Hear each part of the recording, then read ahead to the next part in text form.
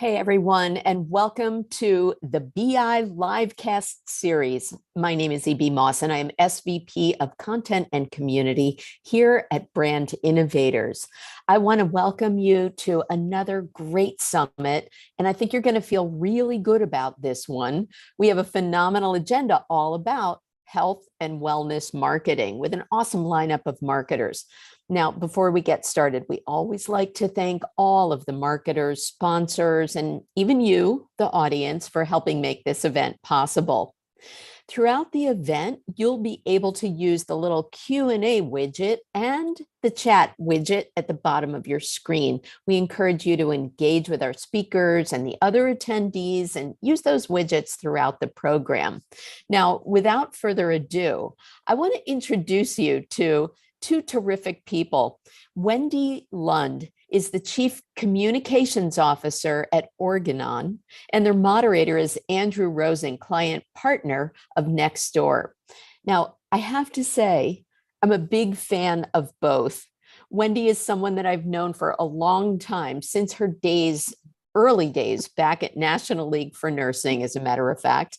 And Andrew, I have to thank Nextdoor for being a platform where I've made new friends. I'm so happy to hear from you both. And Wendy will be on in just a second. So hopefully she will turn her camera on and all is good. Do you want to talk about Nextdoor in the meantime? Sure. And thank you for that introduction. And I'm very happy that you were able to connect with some new folks on Nextdoor. We are very much a platform built to help bring neighbors together, to establish more in real life relationships, and just to build stronger and more supportive and more vibrant neighborhoods. And as a key part of that, part of my role is to help bring brands in to those neighborhoods, to bring health and wellness to the forefront of a lot of these conversations, to help people really think about their own health and wellness as they think about where they sit in the community and how they're establishing new connections, and bringing brands along for the ride so that they can really integrate into the communities that they serve and enjoy a lot of. Well, working in community here at Brand Innovators, I can vouch for that. And it's been good for my mental health to create that community. So I know you guys are going to have a wonderful conversation. Wendy is one of my all-time favorite people and a terrific executive to have on this chat. So take it away, you guys. Thanks, Evie. And back at you, by the way. Wendy, did you want to do a quick introduction? Sure. I want to make sure first, is my technology working? All of it's working. I can see you. Perfect. And I can okay. hear you. I always feel like every time it's working, like I've beaten half the battle of, being virtual. So yeah. We can wrap here and we've already accomplished something. Yeah. So first of all, Andrew, I'm really, really glad to be here with you today. Evie, thank you for having both of us. And I'm really looking forward to our conversation because I know that you and I are kind of coming at it differently, Andrew, which I think will hopefully make for some interesting discussion here. As Evie said, I'm the Chief Communications Officer at Organon, and the company launched a year and a half ago. And our vision is to create a better and healthier every day for every woman. So really the first women's health company of its kind. We serve 140 markets, so we're very global, and we serve across many different disease areas. And, as importantly, are also advocating and supporting women in their health. So, it's just been an incredible ride launching the brand, and I'm really looking forward to talking about it today.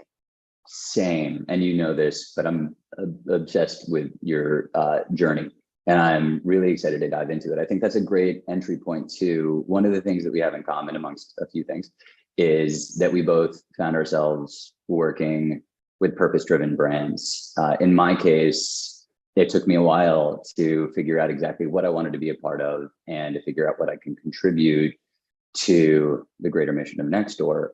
In your case, it feels like purpose has been part of your path really since the start, and it feels like you've applied a lot of intention to it. I would love for you to walk us through a little bit about how you found purpose in your career, how that journey started, how it's evolved, and how you think about it.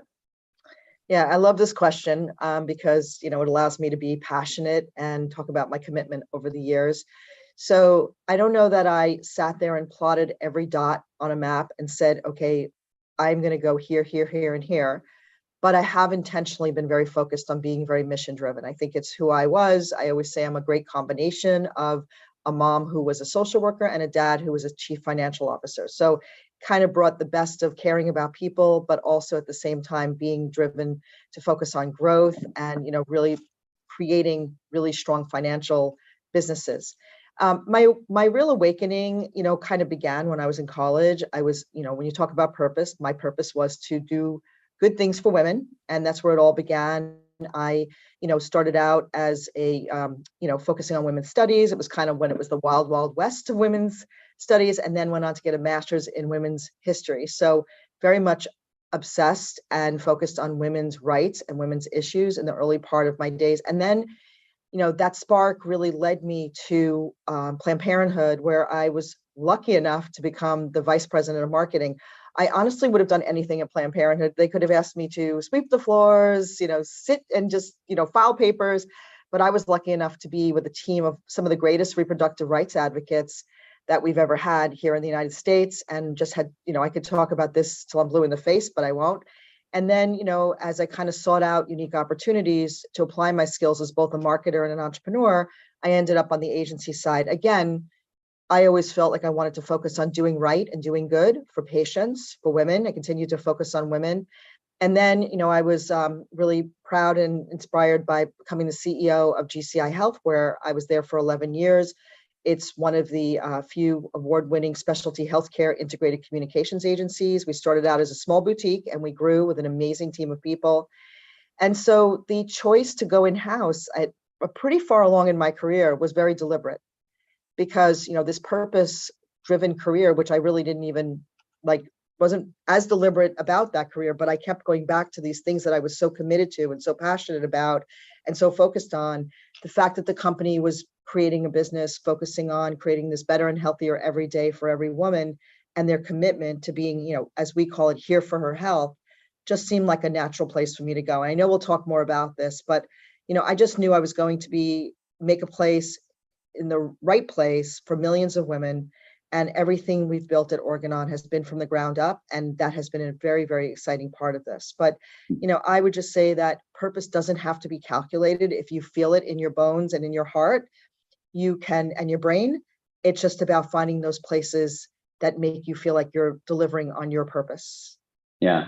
I think there's two things I'd love to dive into a little bit more with that. One is defining that purpose for you. There's a lot of different frameworks. There's start with why. There's a lot of different ways for people at any point in their career or life to figure out, okay, how can I better define my core values? But what you've done over your career is really what, at least in my case, I'll say, has fueled my satisfaction in my career, which is basically finding people that are pursuing those same goals and values and figuring out what you can contribute to the greater good and the success overall of that enterprise. I think that it's such a tailwind. And we talked about it a little bit yesterday in a different setting, but no matter how hard a day gets or how challenging something is or how disappointing something is, understanding why you're doing what you're doing is really what can keep you going and moving through those and motivate you in ways that money and title just can't. So I really do love that. The other thing I'd love to ask you about, because it started so early, marketing is a social science, as I learned through Googling it. Your background, what you studied in women's history, I'm curious where that exact kind of connection came into, because I do really understand that, child of CFO and a social worker. What was it that led you to move into that world versus academics or versus anything else? Well, I have to be honest. Originally, when I got my master's degree and was on my way to my PhD, I was planning to teach women's history somewhere in the United States. And I think I kind of came to a place where I realized that being a Northeasterner, I was probably not going to get the job of my dreams at Columbia University or Harvard, because these jobs were very, very hard to come by in early days. So I landed in a company, which EB just referenced, called the National League for Nursing. And I had this amazing mentor. I went there when I was in grad school, but I had this amazing mentor who just saw this promise and spark in me. And she gave me this job as like VP of marketing. This was before Planned Parenthood. And I kind of like learned everything on the job. I mean, I thought many times, should I go back to school for an MBA? But I had such incredible mentors and so many great books, and became an avid reader of Harvard Business Review and all the traditional marketing books out there. So sort of a self-taught marketer, and then really learned a lot of what I did just on the job through experimentation, through trying new things, by trying to transform things. Probably in many ways, not as structured as many marketers might come to things because they have a different type of background and education. But we knew when we were succeeding, and we knew what we weren't. We knew what would work. We knew what didn't work. And, I just knew that my most important focus was to take a look at the full range of things available to me, to look at messaging and how to story tell, and, how do you embrace new channels and new ways to do things as part of that sort of marketing spirit that I had. Yeah. Yeah. It's amazing how that evolution can just sort of happen. Mine was similar. I thought I was going to be a teacher. So you've spoken about mentors in a couple recent articles. I think it's one of the more difficult things to do in our industry, regardless of where you are in your career, to find mentors.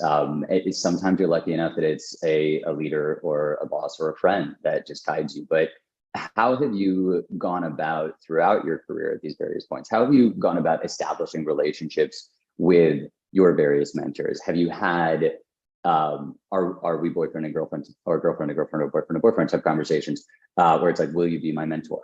How have you done that? And then on the flip side of it, how have you worked with mentees, and what's that dynamic been like? Yeah, this is a great question, and something I could probably go on about for quite a while too.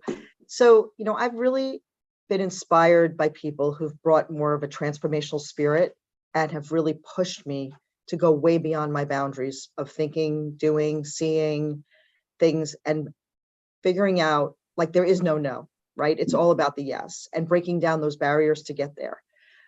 The one woman I will say who had the greatest impact on me, who EB actually knows, is a woman named Pamela Moraldo. She grew up in the industry when it was really hard to raise up as a woman. She had a very enduring impact on my career and my life. She wasn't always, stroking me and telling me, oh, you're so great, you're so great. She actually pushed me in ways that I never would have pushed myself. And I learned so many critical business lessons from her. She taught me, probably most of all, that as a woman, you really do need to kind of work harder than male counterparts to get your point of view across. And again, this is when I grew up in the business, and it might be a lot, hopefully it's a lot easier right now. But with the right level of preparation and organization and drive, I had as much of that power to make a positive impact on people's lives. And really, she pushed me so hard to do that. She was a huge change agent and visionary. Everyone didn't always agree with her. And me and my colleagues, sometimes we didn't either, but she always pushed those around her to think bigger than what might be possible on the surface. And that has had an enduring impact on me. I'll never forget when she said to me, and this was again very early in my career, I want to see strategies, only bring things in here that are strategic. And I literally went and called my dad and said, Dad, what's a strategy?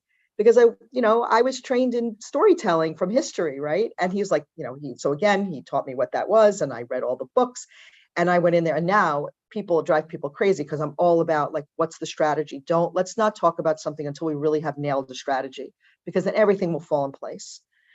So she was a huge part of my mentor life. The other person who has been both mentor and an inspirer and a teacher to me is my dad. And I think you could say this about a lot of women, in my kind of generation, that our fathers have played a huge role in helping us build our careers. He has shown so many impactful lessons to me, the power of building something from the ground up. But most importantly, he showed me that companies are not built by one person, but by teams of people, right? Like having those people around you. When I went in as CEO of GCI Health, the first thing I did was figure out who are the people around me that I can bring together and who can complement each other and complement me, so we can build a fantastic agency. My dad also, while he, in the early days of his life was working in a big company, he taught me how to develop an entrepreneurial mindset. And while I may not have started my own company per se, due to my own kind of life limitations and circumstances, I've always applied entrepreneurship in my work every single day. And I love the power of being able to apply entrepreneurship and entrepreneurial being and spirit in any type of setting, that people should not be ever held back from being entrepreneurs. I guess the only other thing I would say about mentees is that, as a woman, I believe it's up to women to seek out and support women however and whenever they can. That progress for us is built through this, especially for women. Again, when they reach certain points in their career, they have huge amounts of ability to support women who are younger or women who are looking for help. And I believe this should never stop. I also have to say I was very inspired recently by the head of communications at GSK. His name is Sri Ramaswamy, who said that, he showed a presentation that you can have a mentor at any age. And so I had kind of given up on having a mentor because I'm like, I'm too old for a mentor now. I can only be a mentor. And I think totally wrong. Like, we should be seeking out mentors our entire lives. Yeah, I absolutely love that. I think you seem to have gone with your gut in terms of A, understanding what it was you were being driven towards, but B, finding sort of kindred spirits or people that you thought you could learn from, and then really diving in, incorporating those lessons, passing them on to others. And absolutely, the part about either finding mentors or finding mentees, I think there's a huge part, being in a position of as much privilege as I have, finding ways to be of service, helping other people find ways to be of service. It's just a huge part of creating that sense of community and collaboration that it seems like you've been able to create throughout your career and certainly now at Organon. So thank you for that. So moving on to your experience with Organon, because it is really exciting. It is the first of its kind. It is servicing such an important sector. And it's been a standalone company for about a year now since the spinoff from Merck. I'm curious, in your role, what it's been like to build a new brand in the pharmaceutical category during a pandemic, focused on women's issues, and especially within this completely new context of having a brand mean so much and matter so much. Whereas historically in pharmaceutical advertising, the corporate brand was secondary to all the different products. Now Pfizer, Moderna, they enjoy 100% brand awareness. Things have changed. So how does that all kind of inform what you've been building and how you see it progressing? Yeah, everything you just said are such great points. The piece around brands, corporate brands following product brands for the last umpteenth years, and the corporate brand being lost in the process and now being seen so high on people's radars, like Pfizer's, like Moderna's, is a really, really important point, because the world has really transformed when we look at healthcare and healthcare marketing. So, with Organon, we spun off a little over a year from Merck. What was really interesting about our spin was that we launched with both a very strong business strategy, but also it was very purpose driven. And I think it's very, very rare that you find this in any company, not just in health, to be able to bring together a strong business focus with a strong purpose around purpose, and they basically interlock, right? It's kind of like a dream, right? To be able to find that, because it's so authentic. We're not backing into things, right? We're like all in it together. We have 10,000 people who we call founders at Organon. We have very strong values. Obviously, we have our vision. One of the things that really struck us in the launch period was that, pharmaceutical companies typically kind of do things two different ways. One is either they've been for years just pushing content out. Here it is, read it, please, right? And then there was a time where companies started to really engage more, right, with social media and the rise of different tools. But there's still a lot of limitations on what you can and can't do. We took a very different approach in that we actually took a lot of time in the very beginning to listen to women. And what we heard was that they were really, really impacted by COVID, and they were doing a lot of talking, but nobody was really listening to them. So we launched with this commitment to listen, and we made a microphone, a simple microphone. I wish I was in my office at home because I could pull out all the different microphones I have to say, okay, this is our global symbol for our efforts. And so what we've done ever since then is taken bold approaches to unravel stigmas and bust taboos, which exist throughout women's health. There's been very little change in women's health since I began in this business many, many, many years ago. I'm still quoting the same stats. So how do we bust through this?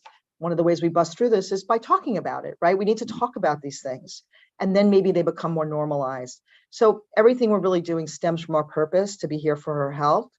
And our efforts are grounded in this consistent focus to keep women at the center and elevate these conversations about women's health inequities through our social channels, through the meetings we're at, through our partners, through our staff, like any way we possibly can. If you go on our LinkedIn channel today, we launched a brand new video. Would love you to take a look at it and love your thoughts on it, which is really all about the drive, the unmet need, but also, building communities. How important, I know you can relate to that, how we build communities. Yeah, thank you. It is that overlap between empathy, purpose, and profit. Right? Mark Benioff calls it, I think, compassionate capitalism. It is amazing when it is so intrinsic to the mission of the company and of the brand. And I think the way that you've approached it through the listening campaign is so unique, but also it's so kind of like self-reinforcing. It helps you understand what you need to be and what you need to do to help support the people that you're supporting, the women that you're supporting, these issues that you're bringing more awareness to, which has to be just a wonderful way to wake up every morning. Yeah, it is. And I will say just one other thing about it, which is, after a year of listening, and we learned from all over the world, and we heard things from all over the world, all different types of women. Now, obviously, what do we do? How do we, I'm not changing our tagline, but how do we act for her health? Yeah. And clearly in the US, we're in an interesting position, given everything that's going on in the environment around, things like contraception and maternal health, to really make a difference there. So more to come on that, but, clearly, just paying attention to the environmental factors that a lot of companies don't have to really pay attention to is going to be critically important for us as well. So two things I want to dive into, and I'm going to sort of try to figure out how to make them both happen. For one, to your point, Organon is a global company. You're doing some amazing work in regions across the world. There's the Smart Families Project in Asia Pacific to address declining birth rates. You've launched in Saudi Arabia, which is really amazing, to advance women's health and prosperity. Obviously, there are just different factors, different cultural factors everywhere you exist, but you have a consistent and clear purpose. How do you navigate globally with such drastically different on-the-ground factors and attitudes across each of these different regions and still maintain that consistency and clarity of purpose? You brought up one of my favorite things to talk about. So, when we spun off from Merck last June, we launched this commitment, as I mentioned, to listen to all women. So women all over the world and all different types of women, high profile women, everyday women, et cetera, et cetera. And our one big resounding question was, what is the biggest unmet need in women's health? And we had some partners who also put that on our social channels. We set up a platform, hereforhealth.com, where women could come and talk to us. We also, realizing we were doing this during COVID, so we did not have a lot of ability to get out there and see people and talk to them on our day of launch. We couldn't just go to media, outlets and just say, hey, we're here, let us talk to you. We did everything from the New York Stock Exchange, pretty much. We built this huge wall where we had this wall of voices and these voices coming out, basically talking about these unmet needs. And to your point about, we're in all these different countries where women's rights and women's health issues are so different, gender equity issues are so different, where we're trying to insert the whole concept of how health plays a huge role in gender equity and vice versa. We found some really common themes from all over the world. Common theme number one was the fact that mental health, okay, that's not surprising. But in this particular case, we found that women were actually talking about their mental health as it related to their reproductive health. Okay, that's an aha, right? That women struggling with painful periods, menstrual issues, endometriosis, the list goes on and on and on.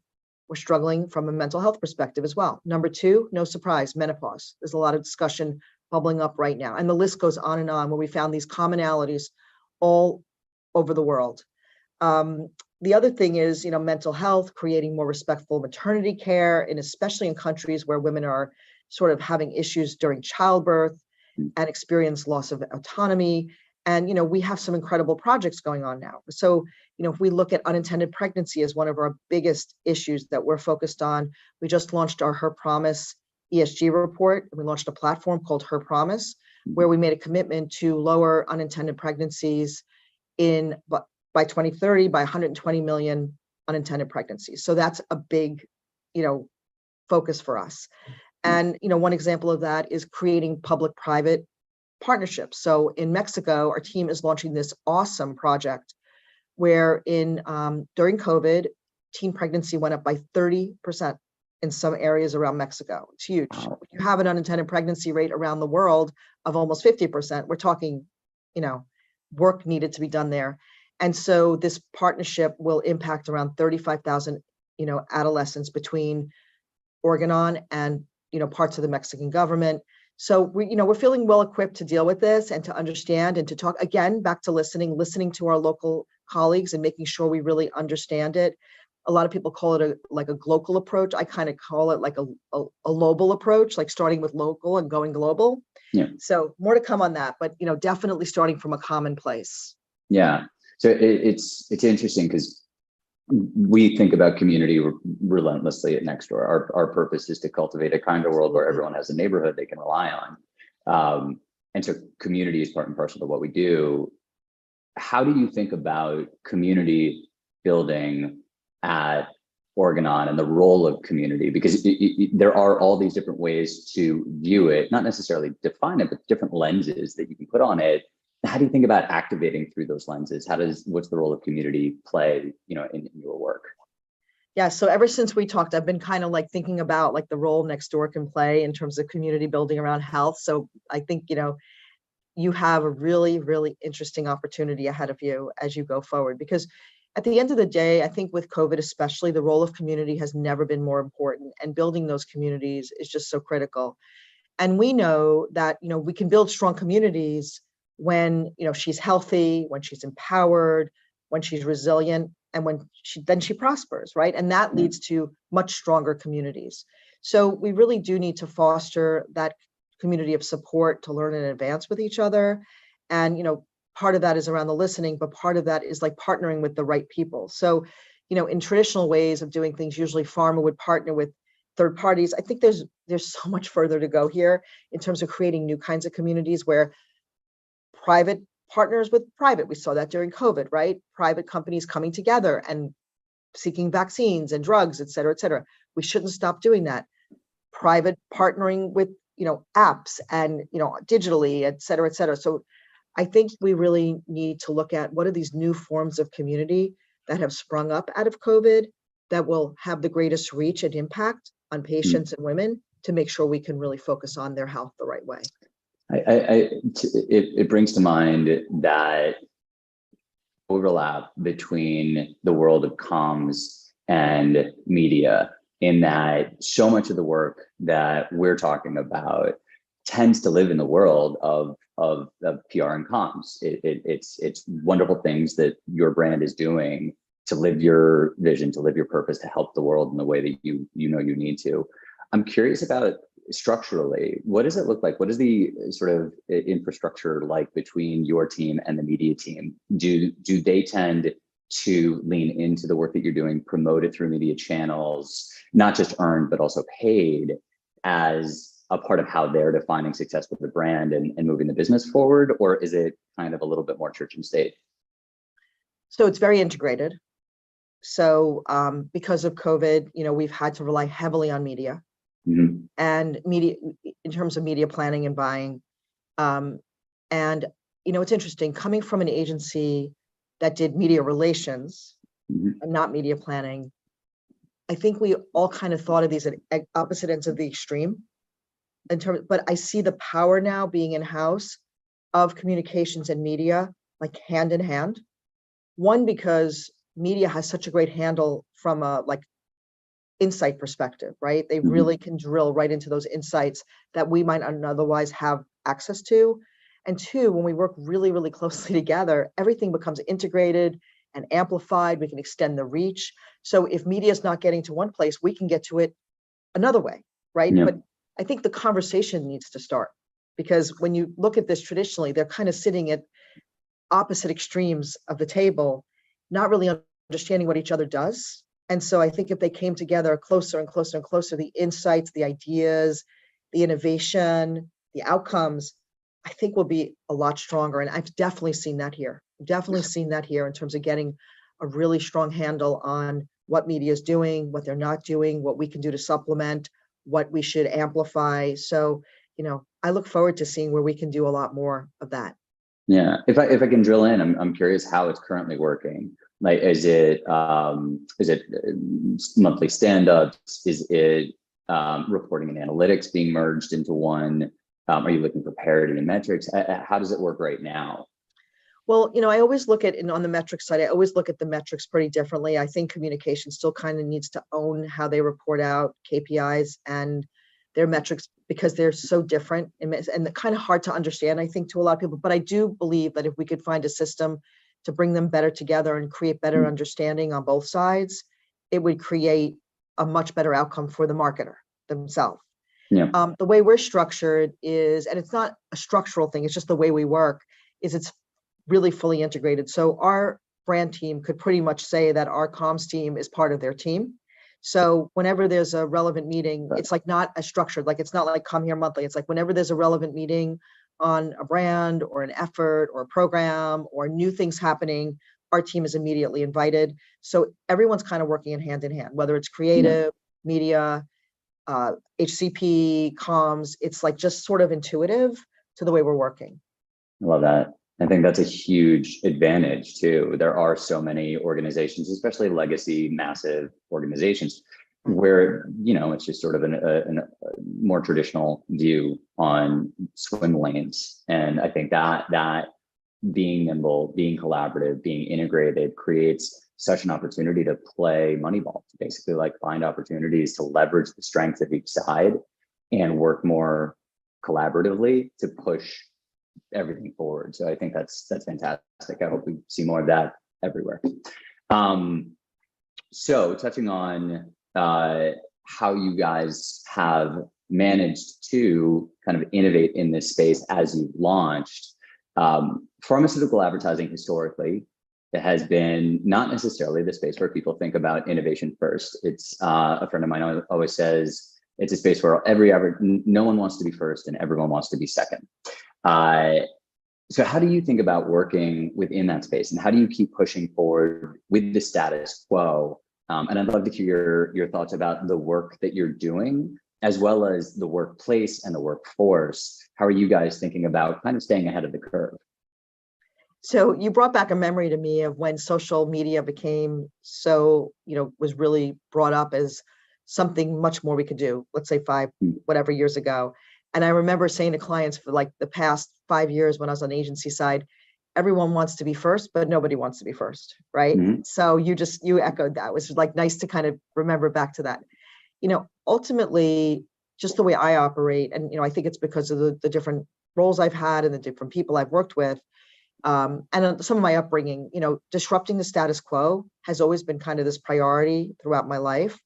So, if you work in an industry like women's health, which has really been left behind in a lot of ways, I mean, think about it, it's 51% of our population is women, and yet we don't have a very strong women's health infrastructure in this country or even around the world, which we see tremendous growth in other areas. Like if we look at oncology, we look at neurology, we look at rare disease, like look at the growth there. So tremendous amount of work to be done. But ultimately, we just can't afford to keep doing the same old thing. And, we have to take it to be more bold and more purpose-driven and, create an approach to drive down any barriers. And yes, there are many hurdles, and I will be the first person to admit to that. But I think, this is where we need to team up as people and figure out what roles we can play in all taking, a hand together in creating a better outcome, because we don't want to be left behind as marketers. We don't want to be doing things, in 2022 and 2023 that people were doing in like 2015. We need to push forward. We need to move ahead. We're trying to take more of a bold communications approach. We're working with our teams to try to challenge the status quo.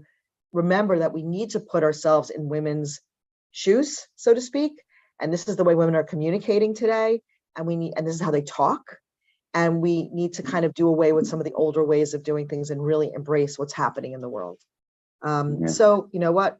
We need to give a powerful voice also to that diversity within our own walls, and, diversity within racial and ethnic diversity as well. And part of that is also, building an inclusive workforce at Organon. So, again, we're a year and a half out. We're doing our best to build a brand that makes sense for people in today's world. And much more of that to come. I'm excited about where the future is going to go. Yeah. Do you within that, in terms of the not racial diversity of the workforce, but the specific factors that influence the BIPOC community, for example. Do you think about partnerships as a way, or are there any partnerships, excuse me, you think about when it comes to focusing in on Black maternal care, as an example? Is that all stuff that you kind of want to build internally from a comms and marketing standpoint? Are there other partners or players that you think it would make sense to kind of collaborate with, either just from a theory standpoint or practical application? I'm curious how you think about it. Yeah, so we're really trying to open the lens and open the aperture on this and do things differently. One of the things we did in our first year, so on our anniversary, we launched our first ESG report, which is pretty amazing given the fact we've only been a company a year and we had COVID and this and that. So, that was really purposeful to be able to state our purpose. And one of our purpose is all around, driving gender equity. Obviously, there are issues like maternal mortality that disproportionately impact women of color, issues around fertility care, issues around unintended pregnancy. And, with everything happening in the US today, it's going to get worse before it gets better. So it's really critical, again, back to listening, that we listen to the people who are the experts, right? And learn from them and figure out that how do we support that? And how do we help them look at partnerships in a totally different way to see who's else out there who can help really make a difference. Yeah. So, there are tremendous therapeutic gaps that exist and more to come on that, because, as we launch more products, we're going to see more and more of those gaps exist that we are very much committed to closing. Yeah, it is such an amazing thing to lead with listening. And it's striking that it doesn't happen more, at least that we don't hear more about it, because it seems like brand purposes, brand identities are defined, and then hopefully find really creative ways to get them into this sort of, cultural consciousness and whatever the zeitgeist is. So Pfizer is a great example. Pfizer has done an incredible job of aligning their brand with just science, with just credibility and science. That's what people think about, and that's what their focus is on. But flipping it and thinking about what your patients and what your people really need, and then using that to help define what your identity is and what your strategy is. It's really, it's amazing. And one of the things that's been exciting for us also is that, most of our deals have been with companies that are smaller. And what I love about it is that Organon has the ability and the capacity to take these products or these companies and bring them to everyone in the world, right? Eventually. So like, for instance, when we bought Alydia Health a year ago, that was sort of our first thing we did 2 weeks out of being a company. And we had this, device that was able to treat postpartum hemorrhage, which is one of the largest issues around maternal health here in the US and around the world. It gave us the ability to say, okay, we're going to be able to put one of these devices in the hands of physicians all over the world to reduce postpartum hemorrhage, which has such a big impact, especially in communities of color. So, it's sort of like this built-in purpose to our products in a way, which is really cool.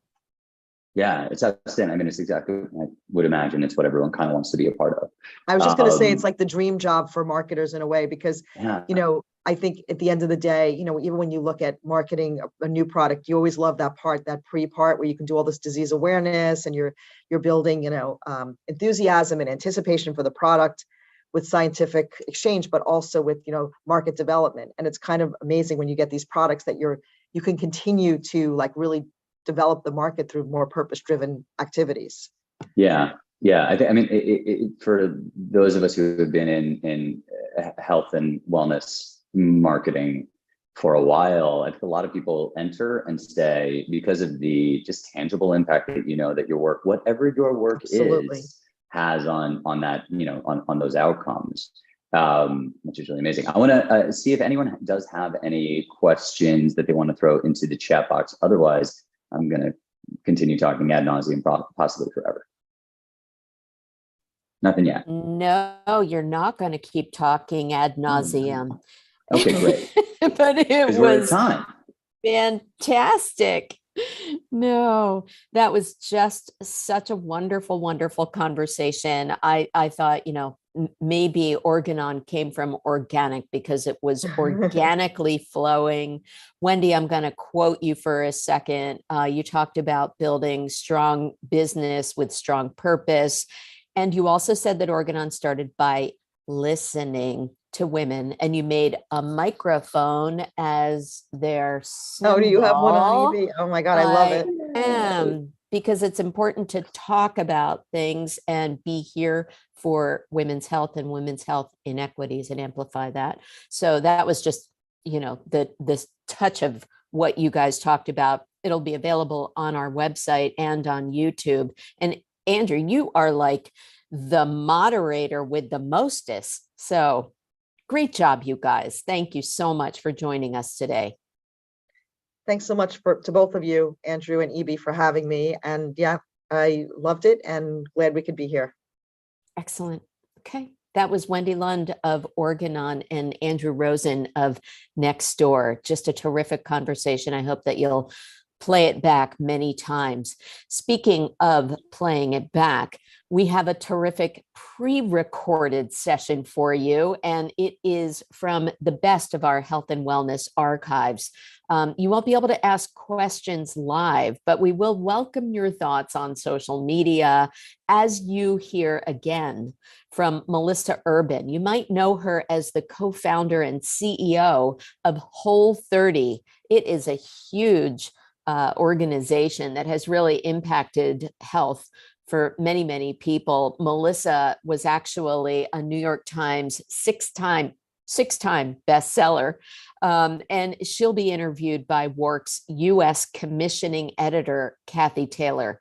And WARC is just brainiacs over there. So you're going to learn a lot from this pre-recorded conversation. And we will be back live today at 1:20 here with Health and Wellness Marketing. So without further ado, hit it, Carrie.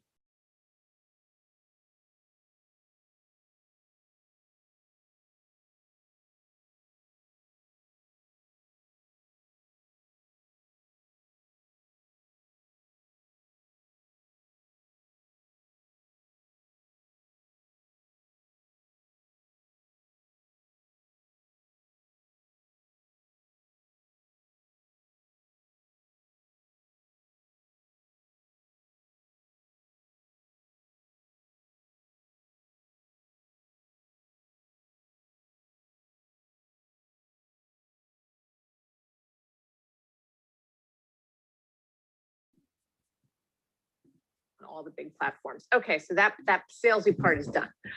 One of the main things we've really looked at work over the last, especially during the pandemic, is the whole health and wellness space, and we really follow consumer trends really carefully. And it's one of those things that sort of accelerated during the pandemic. An interest before, but more of an interest now. And we've seen all sorts of weird things that, like, Pfizer and AstraZeneca are among the most trusted brands, and obviously we've seen a lot of things where people are really into Peloton and eating healthier. I'll get into the bread baking trend in a bit, but it's over. Just so everybody knows, you can put away your starters or throw them in the garbage. But anyway, so it's been a big thing for us. So with that, I'm going to officially introduce Melissa Hartwig Urban, who is the CEO and founder of Whole30.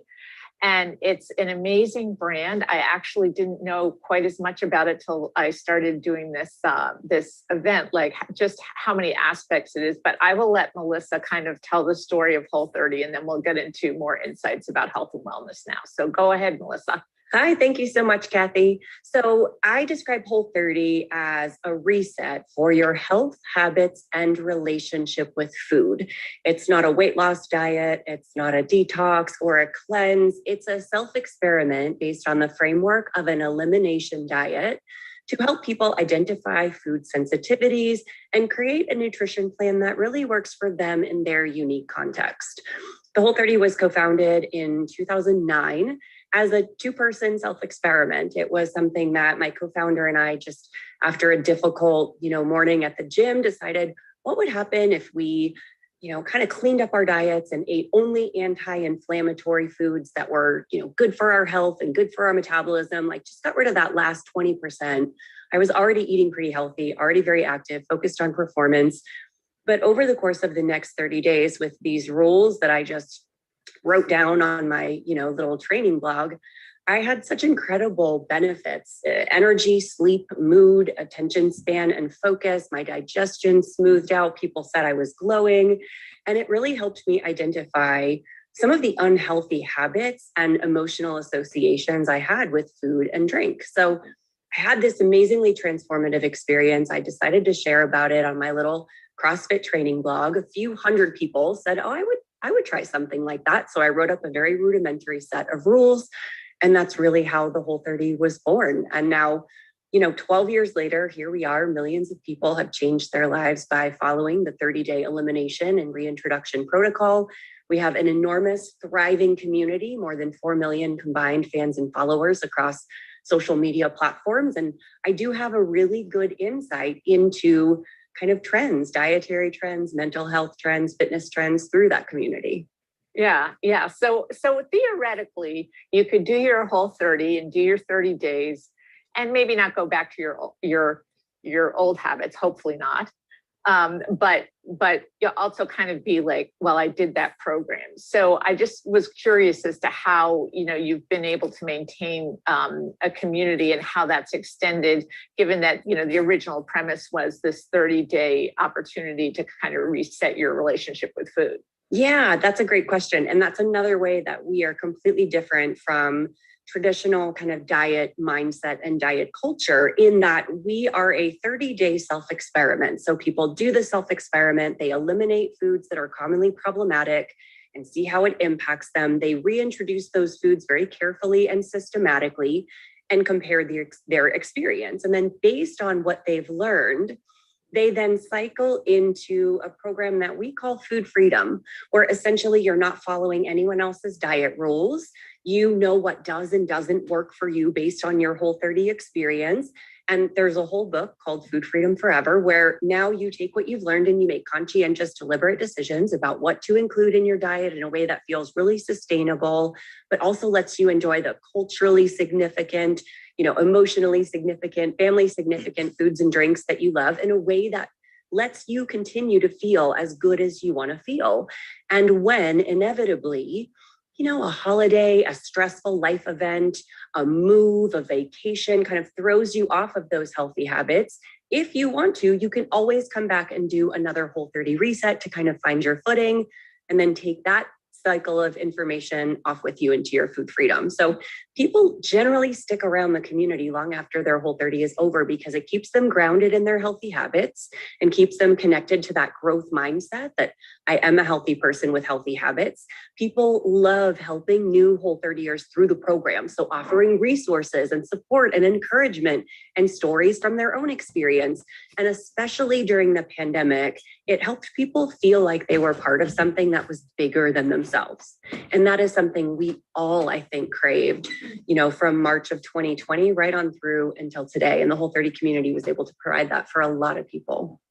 Yeah, it was interesting when we were just chatting the other day about that sense of community and how important that was, because we've all had our down days during this, I'm sure. So, yeah. So if I go on there, is it going to help me get through Halloween? That's my big personal question. We have this SMS text message program where I will send you a text message twice a day for every single day of your Whole30. I wrote them myself. I now know exactly what you're feeling on day 4 of the Whole30, because I've seen millions of people go through the program. But once you're done with your Whole30, I still text you every Monday with like a tip or a helpful resource. And this past Monday, it was, Halloween candy is not special. You are an adult with a credit card and a driver's license and a Target, and you can go buy Butterfingers or those tiny Snickers or M&Ms anytime you want. So like, just the fact that it's sitting on your counter doesn't make it automatically special. I want you to really think about, is it worth it? Do I even want it? And if you do, then go ahead and eat it. But like, let's be a little more conscientious this season. And I got a lot of really positive feedback on that text. Yeah, I can only imagine. Yeah. So anyway, tell us a little bit more too about kind of the products and, the money making part of the business, honestly, because you're a lot more than just a community at this point. I shouldn't even say just a community. You're a lot more than a community at this point. We are. Yeah. The community is always at the absolute foundation of what we do. But at this point, Whole30 has expanded. We've got an enormous media arm of the business. So we have over 140 Whole30 approved partners that have licensed the trademark and put Whole30 on their products, everyone from Applegate to LaCroix to Chipotle. You can now walk into Chipotle and order a couple different Whole30 salad bowls. We have, obviously do sponsored content and licensed content with our Whole30 partners and other outside brands. We've got a coaching program with more than 200 Whole30 certified coaches all across the country and some in other countries as well that kind of spread the Whole30 message in their local communities. And via virtual coaching, we launched a salad dressing line in the middle of a pandemic, which was super fun. As the health aid presenter was talking about supply chain, I know a whole lot about supply chain right now. So that's been really fun. And then obviously, I've written 8 books about the Whole30 at this point. So that's a pretty big source of revenue and a revenue driver for us as well. So we've expanded into a whole lot of different areas at this point. Yeah. It's quite a range. So, I urge everybody to just go check out the site, even if you have no intention of Whole30ing, if that's a verb. I don't know. Maybe we could make it one.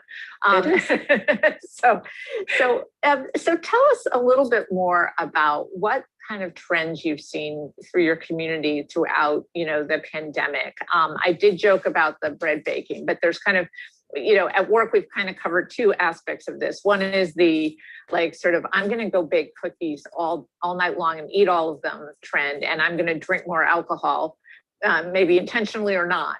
And then you've also seen more of the health and wellness side and sort of our need, the need, so many of us had to take better care of ourselves, not just about not getting COVID, but just in general. Yeah, I did. I do have great insights, I think, just via the size of our community and the fact that we are so closely connected to the community. I am so personally connected to the community. So, what has played out in consumer research post-pandemic, when you look at consumer trends, when you look at Weight Watchers, latest stock report after their quarterly earnings, this trend of consumers rebelling against dieting. And I'm talking specifically about weight loss restrictive dieting, which when you think about it makes total sense, right? We're all of a sudden in the middle of this life or death emergency situation. Please don't talk to me about making myself smaller in this moment. Okay, I have way more important things to think about. But what I also observed through the Whole30 community specifically, but also now in consumer research, is that people who followed sort of a health-minded approach started coming back very strongly to that health-minded approach. And what I saw in Whole30 were DMs starting in March 2020 saying, I'm coming back to the Whole30 right now and leaning really heavily on my healthy habits. The Whole30 taught me how to cook. The Whole30 taught me how to meal prep. And of course, we've all been cooking at home now for the last year and a half. And I feel like I can't control so much about what's going on in this pandemic, but the way that I eat is something I can control. And I can keep myself healthy by leaning on the healthy habits that I've learned through the Whole30. And we saw this feedback so overwhelmingly and so much that we decided to put together a very impromptu kind of worldwide group Whole30 in April 2020 called the Whole30 at Home.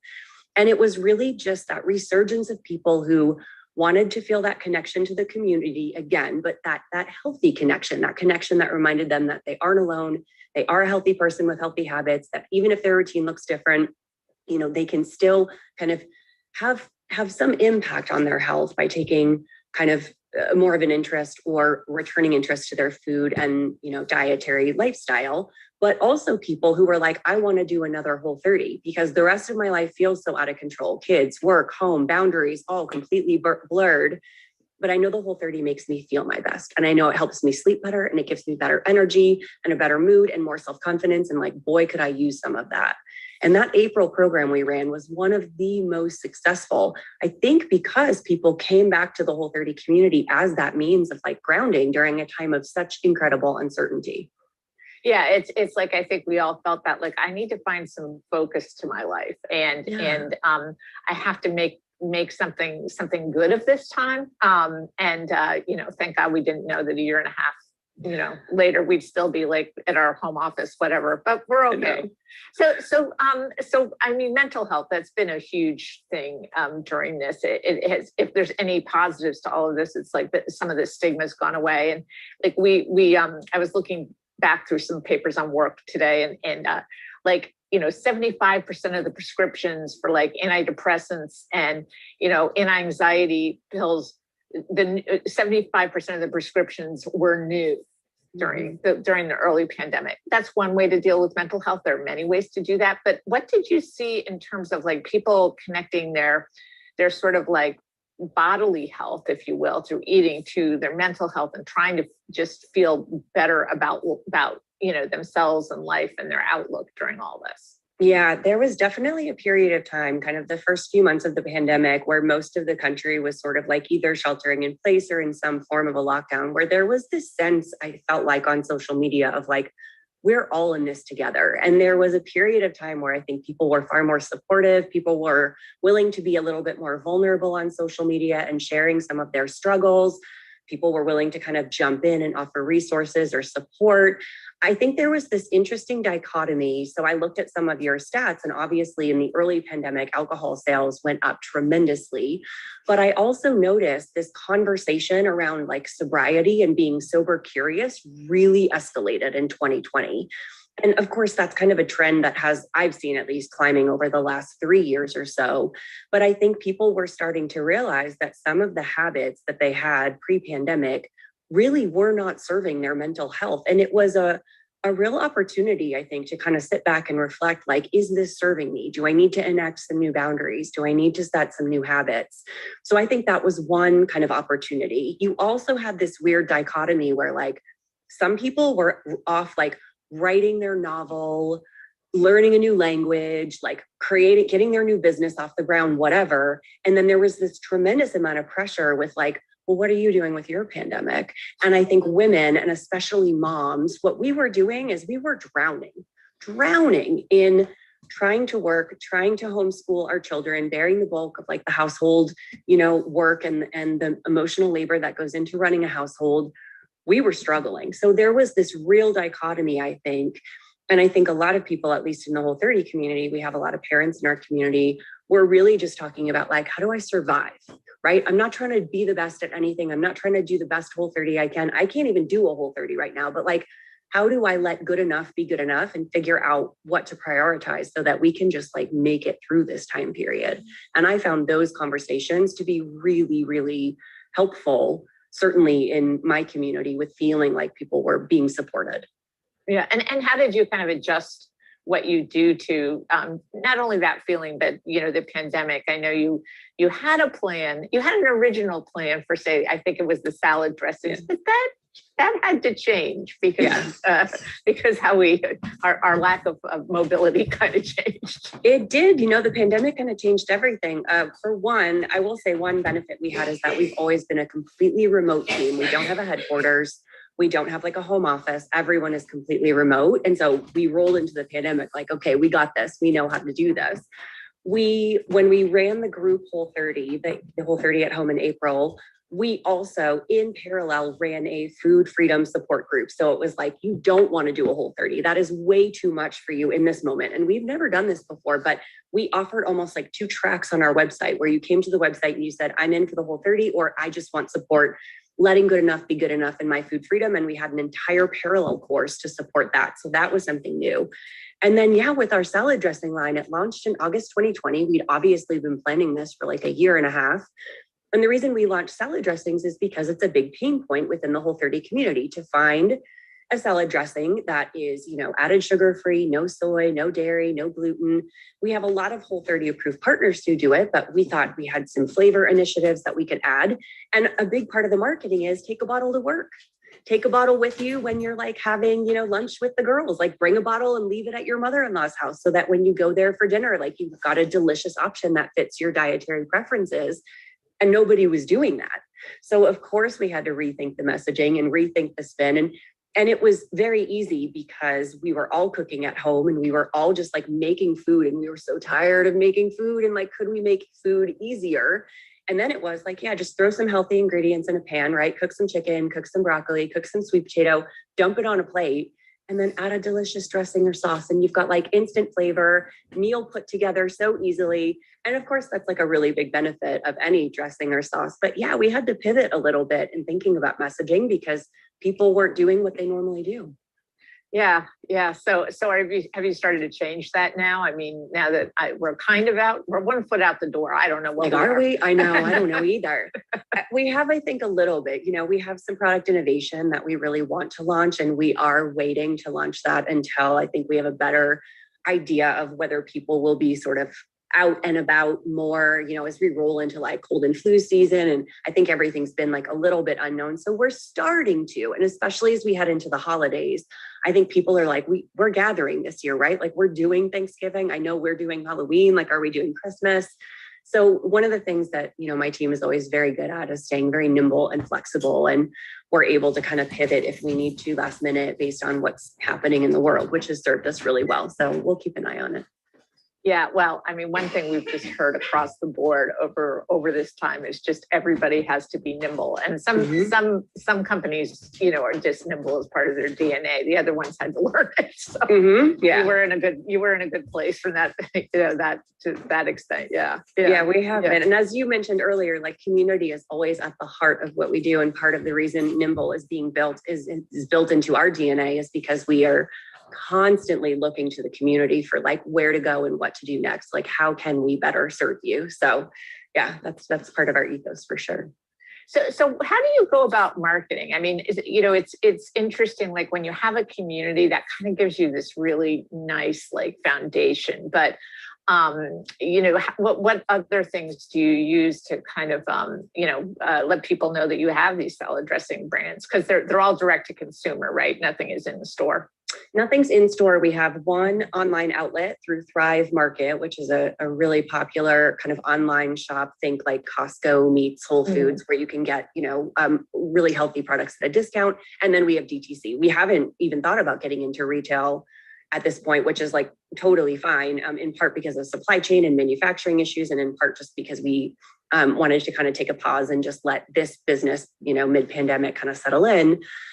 Historically, the bulk of our marketing, like if we're talking about the first, call it 5 years that Whole30 was in existence, the bulk of our marketing was word of mouth via community. That was it. We didn't do any marketing spend. We didn't do any advertising. We haven't done, historically a lot of that in general. It's been people do the Whole30. They have an enormously tremendous life-changing experience. They want to tell everyone they know. They want everyone in the world to know what an awesome Whole30 they had. And then more people come to the program. So that's been a huge channel for us. When I started publishing books in 2012 and then the Whole30 flagship book in 2015, we started to see an awful lot of press. And again, most of the press has just been them coming to us like, hey, we want to talk about Whole30. So I've done, tons of national media, and there have been a lot of articles, which have definitely helped. Obviously, with the salad dressing line, that's kind of a new thing, when you're talking about marketing a program like the Whole30 that is so mission driven, that's a very different marketing conversation than here are our salad dressings. Like we can really market those in a very traditional sense. We've done some so far, some Google, Facebook advertising, kind of a light lift and some marketing through Thrive Market. But a lot of what works the best is our organic marketing. We're sending emails out, we're doing SMS texts, we're featuring it on social media. Our community is really jazzed about it. And one of the greatest things about that Whole30 logo is that you don't have to be on a Whole30 to know that that logo means it's gluten-free, dairy-free, added sugar-free, soy-free. So like if it meets your dietary requirements, that logo is just a sign. And so we're seeing customers come in who have never done a Whole30. They probably won't do a Whole30, but they eat gluten-free and they know that that little symbol means that this is something that their family can have. So we're going to continue those external marketing efforts for sure as we roll into 2022. Yeah, well, I was going to ask you really about, how having that kind of Whole30 like seal on like, LaCroix or, Chipotle, like, I mean, obviously it helps your community and helps people make a healthy choice, but it's also branding. And so I wondered if you measure like sort of where your awareness is or what have you through like all the different channels, including that can of seltzer, and how that helps build your brand. Yeah, we definitely do. The Whole30 Approved program started kind of unofficially in like 2010 when a friend of mine was making jerky that had no added sugar, which was super hard to find in 2010. And I was like, well, you're making this thing that fits the Whole30 program rules, and I'm not going to make jerky anytime soon, but somehow I would love to connect you with my community. So let's just like call you Whole30 Approved. And of course, that program has like grown tremendously since then, but it is it's a win-win-win, right? It's a win for us because it is a branding play. We now have our logo on like thousands of products, maybe 1,000 products all throughout the grocery store. So you can't walk down the salad dressing aisle or the seltzer aisle or the natural meat, section or the bacon without seeing the Whole30 Approved logo. So that's big. It's a huge win for our consumers because there's so much label reading to know what goes into your food. And if you see that logo on the front of the package, you're like, this is it. I know exactly what this stands for and what this means. And then for the brand, you are now connected to this fiercely loyal, devoted community, the vast majority of whom have said in our marketing research, oh, once I find a Whole30 Approved brand I like, I just buy that forever. That's it. I know it fits. I know it's delicious. I know it works for me. Like, why would I want to try to find a different brand of ketchup or salad dressing or hot sauce? So it really is like a three-way win, where we get the marketing awareness and the branding, our consumers get connected, and our brands, now get to advertise to not only Whole30ers, but anybody who's just looking for like sort of a seal that indicates the way their family eats. Yeah. Yeah. And how has the community kind of guided your product development? Maybe you had it on your radar screen that salad dressing would be great, but are there times where they've sort of, taken you in a direction that maybe you didn't kind of see coming, so to speak? Like always, often, not always. I won't make it sound like that makes it sound like we have no plan whatsoever. But I have always said that like, I never have a good independent idea for the Whole30 all by myself. It is always driven by the community. We are so closely connected and so in touch that we're always listening. So whether they ask for something explicitly or whether they just say like, they're chatting in the comments, talking about a pain point or an issue, then we can say like, oh, okay, we can create a resource for that. I can write an entire book around that, which is how my last book, The Whole30 Friends and Family, came to be. Like people were like, oh, I'm so good on the Whole30. I've got all my resources down. I feel like I know what I'm doing. But I really struggle with socializing on the plan. Like, what am I, I want to have a birthday party. What am I supposed to do? I'm going to a baby shower. What do I bring? And I was like, I can write a whole cookbook about that, about recipes that are like good for, by event or by kind of life milestone and figure out how do you create a menu for it. So we listen very closely to what the community is asking for. We also look at sort of just trends in general in food and health and wellness. And we know where our strength and our skill set lies. And we try to kind of stick to like the hedgehog concept of what we're really, really good at. And that's where innovation comes from. Yeah. So you were talking a little bit earlier about kind of the food freedom, track that you, I think I got the name right. Anyway. Yeah. So would that become like a sub brand for you, or is that something, I wondered what you were going to, potentially do with that. It's an interesting sort of way to kind of maintain, if you will. Yeah, it is. Well, I think the reason the book Food Freedom Forever came about is because we've always talked about life after your Whole30. The point of the Whole30 is to never need the Whole30 again. I want you to do the program, learn everything you can learn. If you need to do it a couple times, cool, but then take what you've learned and then like never need another diet program again, not even, our 30-day experiment. Yeah. But the 30 days are so much easier for people to complete because we have so many resources around it and so much support. And then life after is kind of like, oh man, how do I manage this? So I wrote Food Freedom Forever, offered people sort of a 3-step plan for like really staying in touch with their healthy habits. And there are a ton of resources around food freedom, right? We're thinking about more. We're thinking about, could we do food freedom webinars to keep people, more kind of in touch with their healthy habits? Should I create a Whole30 text message series around food freedom? I have a Whole30 day by day book that takes people every day through the Whole30. Should we create a journal like that for food freedom? It's a little more challenging from like a branding perspective. So we've thought about like, well, should we have like food freedom approved options, right? Like items that are outside of Whole30, but we think are like really awesome. And the problem is that everyone's food freedom looks different. And mine sometimes includes like Justin's peanut butter cups. And I don't know if we'd want to put, that up for display as like this is food freedom approved, Yeah.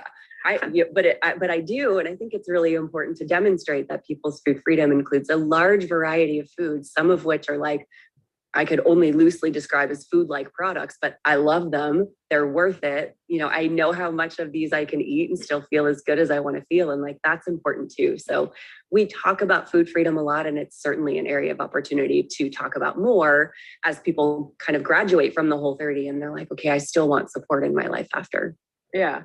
No, I wondered about that because we all do need support with those kinds of things. I try, and mostly I'm good, but you have your days. What can I say? Yeah. So, anyway, so just people, if you have questions, please feel free to like type them in a little box. I think we all know how to do that by now.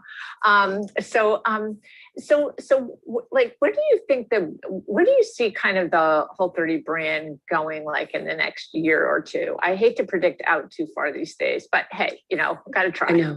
I know. We do have some really interesting innovations coming up, and I can't quite talk about them yet because it's a little bit too early, but we have listened to the community and looked at the trends, and we'll be rolling out some additional support and resources that we think are going to help us reach some new community members in early 2022. So that is super exciting for us. We are really focusing on our coaching program right now. We want to offer, coaching. We've sort of like let coaching slide over the last year because people have been so incredibly stressed and overwhelmed and richly scheduled that it's been an afterthought. And B, people aren't getting together in person. And that's a lot of the value of offering, a coaching service is like getting together with people in your local community. But we're definitely putting a lot of resources into coaching for 2022, maybe even offering different tiers of coaches for people who are interested in coming in at different levels and offering even more resources and training materials for them. So we're really excited for that. We definitely have some new innovations in CPG. We have a few new flavors that we've been testing that we want to launch, and a new format that will be great for on the go if we are on the go, hopefully, fingers crossed, right? So so we've got a really great plan, I think, for the coming year. And then as always, just looking to continue to support existing Whole30ers through their journey. Yeah. So what do the coaches do? What's their role? They're not out there telling you to like run a 10K. No. Yeah. So what's their job? Yeah. Coaching is super interesting. I originally thought about the program as like boots on the ground, in-person social support, helping people do the Whole30. So, I didn't imagine that coaches would have professional kind of designations. I just imagined like someone like me who had done the Whole30 a bunch of times and just wanted to be a resource for other people doing the program. And we do have a lot of coaches like that. But we also have coaches who are MDs and RDs and psychiatrists and psychologists and functional medicine doctors who are using the program with their patients with great success, which is so cool to see and really fun.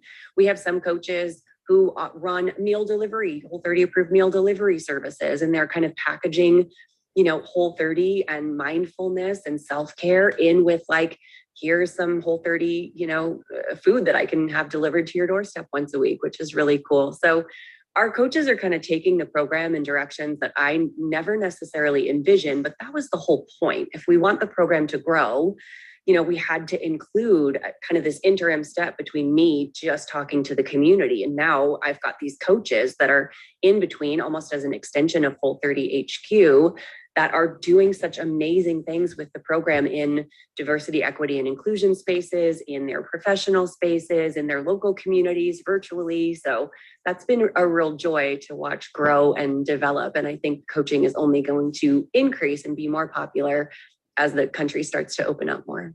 Yeah. So they haven't been doing, has there been Zoom coaching to some degree? Yeah. Lots. Yeah. Just like this, right? We would normally be in an environment where like we're all in person and we're on a stage talking. And so just like all of my speaking engagements have been Zoom in the last year and a half, so has coaching. But we'll take what we can get, right? If we can't be in the same room, like this is as good as it gets.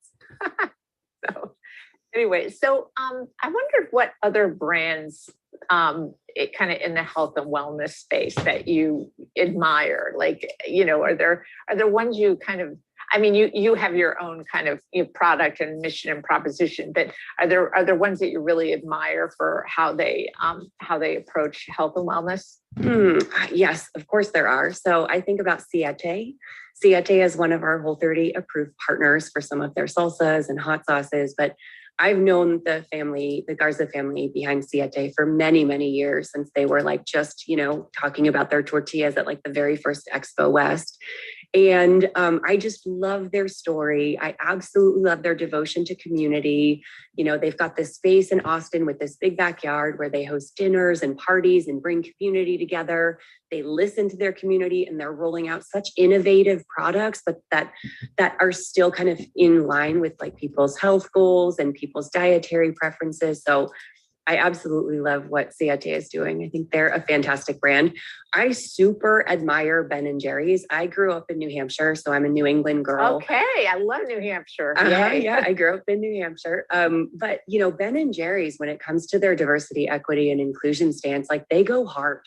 And I really admired that. I would like to think that Whole30 has been very clear and very public about where we stand on social justice issues. We're not afraid to use our voice, either me personally or as a brand. And I look at brands like Ben & Jerry's, and I really admire the stance that they've taken in favor of their broad and diverse community to make people feel welcomed and represented. So on an opposite end of the spectrum, I very much admire them as well. Yeah, well, so I don't know what the Whole30 Ben & Jerry's product is. That might be a tough one, but that's a food freedom. But it would include peanut butter cups, as far as I'm concerned. Okay, all right, well, good. No, but yeah, and it's also an interesting brand because they've I don't know how many years ago they got bought by Unilever, but they've somehow managed to they've lost none of their mission in the process, and that just seems super hard.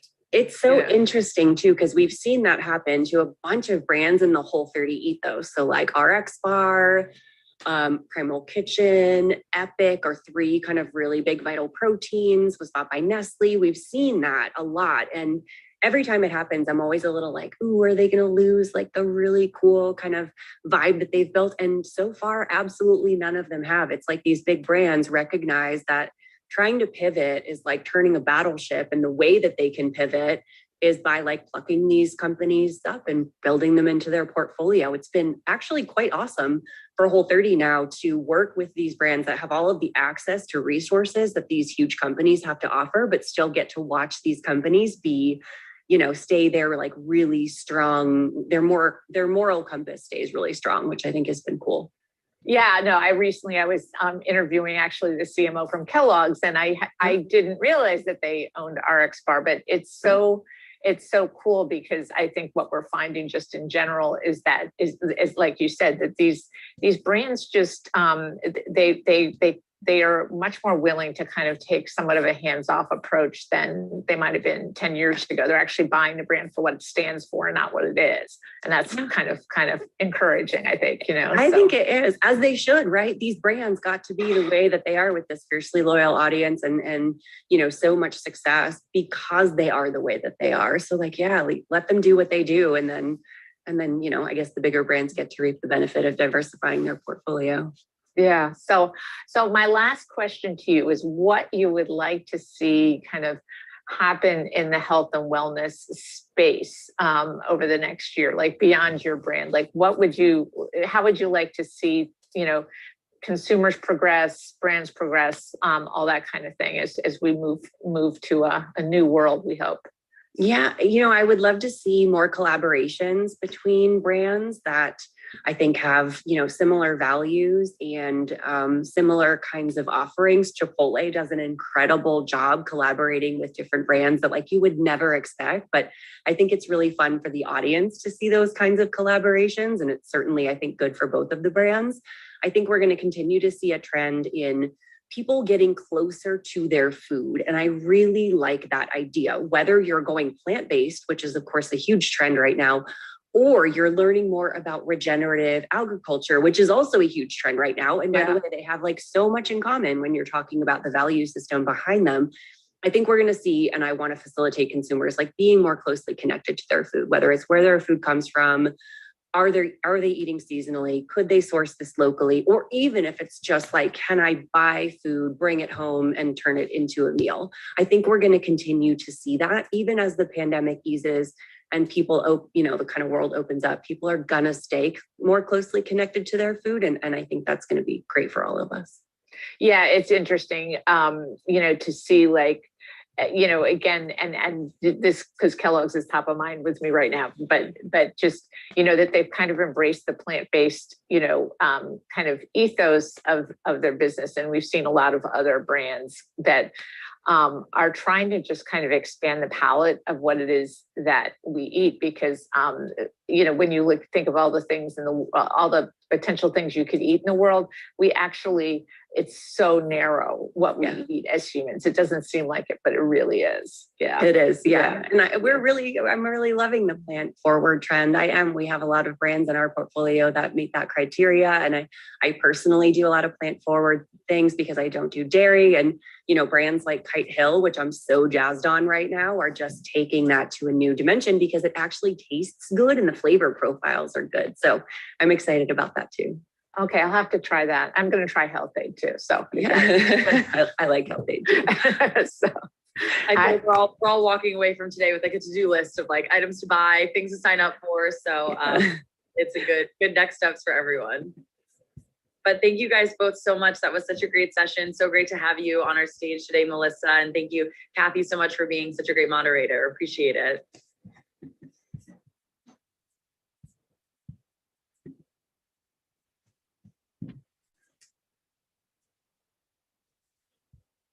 Well, I like the idea of a Ben and Jerry's Whole30. Anybody with me on that one? I thought that was really interesting, and I hope that you had a good time listening to that best from the archives.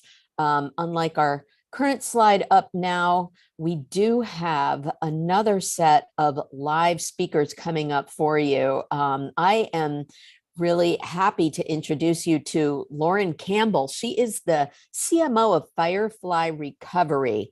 I am really interested to hear about how that's going to help me out, and even if I'm not a major athlete. And Courtney Ray, who is the Senior Director of Sales over at our good friends Influential, who knows a lot about athletes and other celebrities as well. So it's nice to see you both. Thank you so much for joining us here at Brand Innovators. Everybody's mics on, good to go. All right, we're feeling Nice healthy to meet about you. that. All right, have a good conversation. We'll be back in a few. Thank you. Hi, Lauren. How are you doing today? I'm doing well. How are you?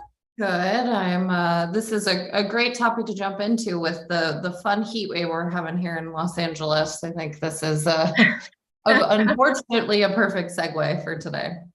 Perfect. To kind of start off the conversation, I'd love to hear how you got involved. Obviously, we've known each other for a while, so you've worked in a number of different verticals and things. Would love to hear kind of how you got involved with Firefly. Sure, absolutely. Well, I was doing various consulting for larger CPG firms and some small startups as well. And my boyfriend was involved in the business and would talk to me about it. And at the time, they were really primarily focused on just straight direct sales to business, like D2B, to teams. And as they were looking to roll out their consumer side, we were just brainstorming. And he said, I really want you to come talk with my founder and just maybe do some work with us. So it started out pretty casual as a consulting type thing. And as the businesses evolved and they, needed more and more marketing support, I eventually joined full time. And I think what's, in kind of the conversation that was going on before and a lot of what's going to be discussed today, health and wellness is such a broad category. I think, we saw this rise in the conversation during the pandemic from just a purely mental health standpoint and then also from a physical health standpoint. But I think sometimes in the conversation, recovery gets lost. I think people prioritize like the speakers before food or, it's great that we're seeing this huge conversation around mental health, but actually physical recovery doesn't seem to be, I think, as big of an area within the health and wellness space so far. Yeah, and I think, how we look at it is, especially during the pandemic, so many people had to adjust their habits. So if you were used to taking yoga at a studio or Orange Theory or going to a gym, those habits had to shift. And so people started doing new activities, which just works your body in a different way. And I think they didn't necessarily have access to the same types of recovery modalities that they maybe hadn't already thought about bringing into their homes. And when we look at professional athletes, they are investing sort of the same amount of time into their recovery as they do into their training. And I think we as sort of everyday humans don't think about it that way. It's sort of like, oh yeah, I'm going to tack on 5 minutes at the end and, throw in a few stretches. So I think the mindset is sort of being led by the professionals, but that importance of, if I want to do new things or do things that I love longer, in the sense of like into my 40s, into my 50s, 60s, like we're starting to see athletes. We have a triathlete that's in his 70s, and he attributes his recovery more than his training to that longevity. Yeah, it's interesting. I think until you kind of get to that place where you understand the importance of it, we're all kind of in the same, I'll sneak in a run before work, and then you hop in the shower and you got 5 minutes, and then you have to jump on a call, and you're more proud that you got the workout done and you haven't really thought about recovery. So I think it's, is it something that you guys are trying to reach where, outside of obviously from an athlete standpoint, it's so important, but then, kind of the everyday consumer kind of communicating that benefit? Has that been for sure? Well, I think, right, it's a little bit of two items. One is making it accessible. So for us, having a device that people can wear to work or while they're multitasking, walking the dog, etc. So I think the one thing that is consistent, whatever topic you're talking about, if you ask someone what they wish they had more of, it's time, right? And so if we can offer something that enables people to multitask, it's a little bit easier to fit it in their day versus being stuck in, a cold bath or in, recovery boots. So that's one thing, is I think having that flexibility of using the product is a way that enables people to embed it into their day more naturally. And also kind of in the collegiate world where these athletes are being asked to do so much and attending school, obviously focusing on athletics, they also are just desperate to get out of the athletic training room. And so having something that they can, again, put on and go about their day, whatever they need to do, study, grab food, is just adding, I think, to the flexibility and enabling them to use it more readily. Mm-hmm.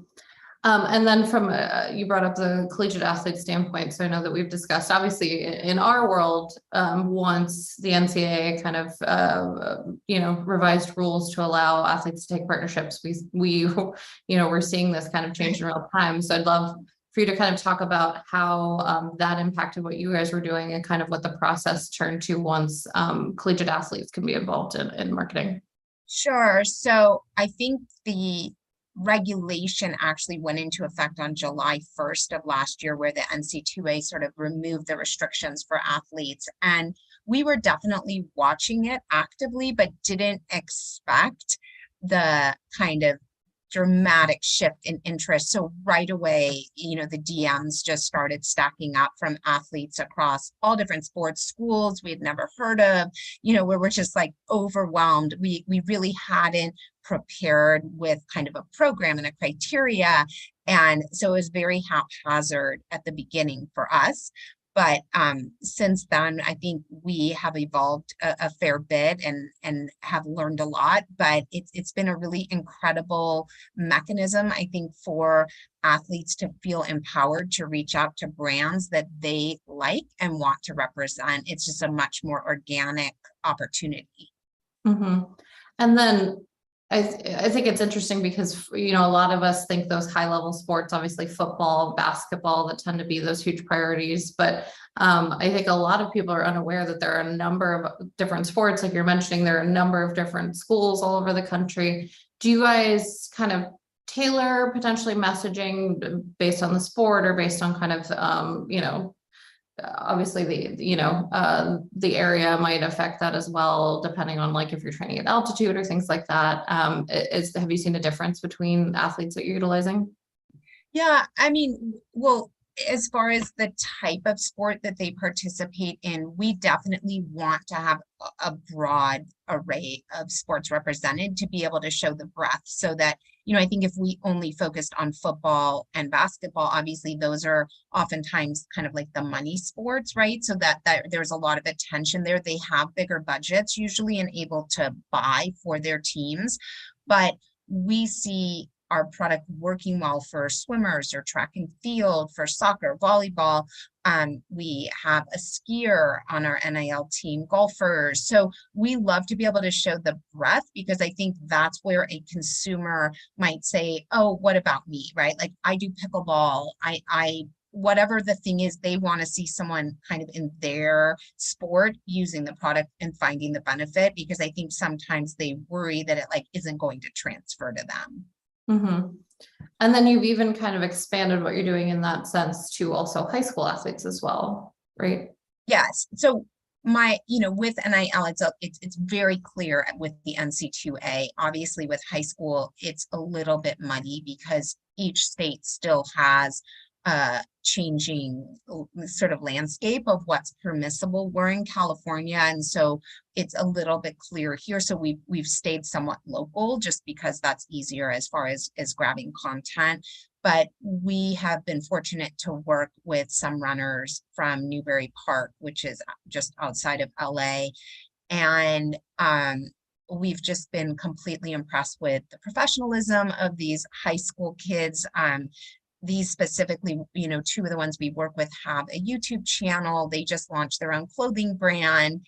There's just huge opportunities for them as well. And for us as a brand, we've seen, because we're small enough, as when we attend events, we were at the Nike Outdoor Nationals, which is a running event in Oregon, and high school athletes were going by and we could just see them saying like, oh, that's what Leo and Lex use. That's what Colin uses. Like they are recognizing where they got the information from and then showing that they have the brand awareness. Mm-hmm. It's interesting. We have that conversation, I think, a lot when brands come to us about the impact of what we can consider like a nano or a micro influencer and how highly engaged their audiences are when you're, they likely have teammates that are following them, or, when you get into college, likely, rival schools are following each other. So it's interesting to see that impact that you guys are already getting. How are you? Well, and I would even just building on that, talk about, I was speaking with an agent from one of like the top agencies, and we were both talking about how what we see is if you have an athlete that is in lacrosse or a runner, and they have 100,000 followers, 100,000 of them are probably a lacrosse player or a runner. Whereas if you have an athlete with millions of followers in football or basketball, a lot of them just love watching that player. And so from what we see in response to posts is they actually perform better with those micro kind of influencers because they're so targeted. Mm-hmm.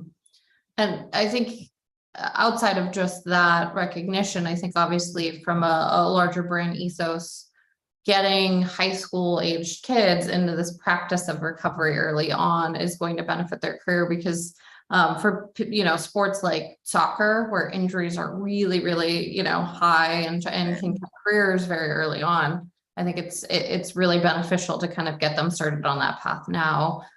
Because when I was playing sports, I think it wasn't until I was in college that people start, and even like middle of college, people started talking about, oh, you should be icing or doing X, Y, and Z.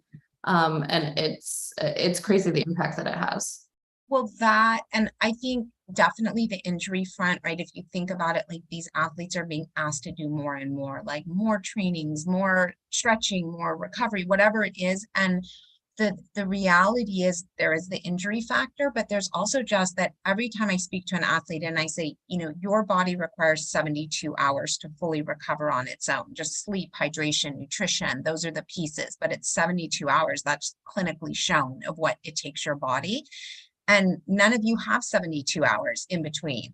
And so what that means is you're probably playing in pain. And 100% of the time, the athlete nods. Like, so to think about that, all of these athletes out there are playing in pain, playing suboptimally, right? Because if your legs are sore, you're not playing at your best. So that's where I think we've been so successful, is that what we can do is we can bring that recovery time down from 72 hours to just a day. So the next day when they go back, they do have fresh legs. And that's where I think we are getting that word of mouth buzz, because I was just talking to a quarterback at a college this morning, and he said, you know, once I started using it, it's like everyone on my team wanted it, because I could tell them I felt better the next day. And like, it's usually not that clear to them that this specific thing is working so well for them.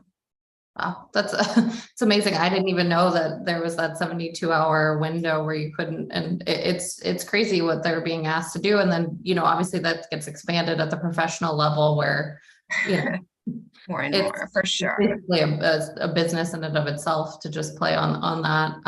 So that, wow, that's it's interesting to hear that impact. So outside of just kind of that brand recognition, obviously the conversation you guys are getting social, are there other indicators that you're using to measure success from what you're doing, both as kind of whether you're doing brand promotion or more on the athlete influencer side?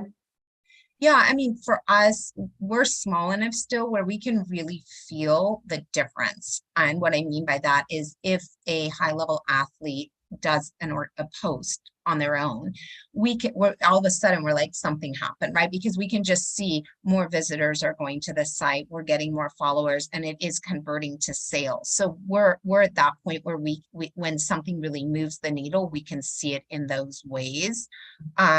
So, I mean, obviously the basic metrics in social that you can see as far as shares and the comments and just the activity, but we can even see it translating to driving visitors to our site and converting into sales. And then on a sort of longer trajectory, what we do see is athletes want, you know, there's an element where they want to be the best for themselves, but they actually recognize that if their whole team is performing at that next level, that they're going to have more success. So I've had athletes reach out to me to say, can I schedule a conversation with my coach? Because if this is helping me this much, I want to make sure my whole team has this.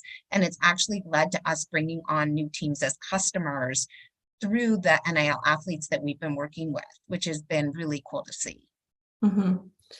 And going back to kind of those social metrics, are you guys finding that there's like specific platforms that are just performing well? Are you kind of running, you know, broadly across multiple platforms, and it's kind of just more dependent on, you know, specific athletes being able to reach audiences? I mean, some of it is, you know, when we talk to athletes, it's like, where are you most active? What would you like to work on? So definitely we've had a lot, I would say, of early success with Instagram, and by success, sort of building a following there, but also having that translate into purchasing. For us right now, TikTok feels like a very big traffic driver for us, which is awesome because it's just leading to more awareness. I think we're still trying to find that piece of like how to take the activity on TikTok into conversion. And that's something that we're still working on. And then YouTube has been really great for us as well. Yeah, it's interesting. I think in a lot of the partnerships that we're seeing, YouTube has kind of had that bounce back. And when I think just obviously that trend in video content and especially with something like this, being able to explain, and, you know, the educational piece, right? That's like, as a pro and a con, like we have the clinical and scientific proof for our product, which I think is missing in a lot of products where, you know, they're able to sort of just make these lofty claims, but we actually have all this science. But the hard part about that is the educational process is longer. And so it's a little bit harder in 1 second to communicate what we are. And that's where I think on a YouTube format where they really can go through, here's what my day's like, here's how this has helped me, this is what my challenges are, and kind of weave it into their whole story as an athlete, I think it lends a different opportunity. Mm-hmm. That definitely makes sense. And then obviously we've talked about this, the brand innovators team was talking about this as well. I think this has a connotation to be very sports focused, and obviously, leaning into athletes is very important. But then you were talking about expanding to other areas that people, may need recovery time and some other outside of the sports world. I'd love for you to kind of talk about where you think this could potentially extend to. Sure, absolutely. I mean, one huge area is travel, whether that's for athletes, business people, or just people that are kind of going to do something. Most people find that when they arrive from travel, they don't feel well. So we are in an early partnership with a startup that is focused on making these travel kits, and we will be featured in those. So the whole travel segment for us, we were in a Sports Illustrated article where the 49ers talked about using our product for travel. So the travel sector is a big one. We've also just recently attended like a tactical conference, which is both for the military, but also we've received just some interest now from police forces and fire forces, fire departments as well. And what we're finding is whether it's the military, the fire department, when you're physically using your body again, right, and training, you're seeing it's the same factor in a different way, right? So in the military, they were initially very focused on kind of what they call it their elite teams. So like the Army Rangers or the Navy SEALs needing recovery.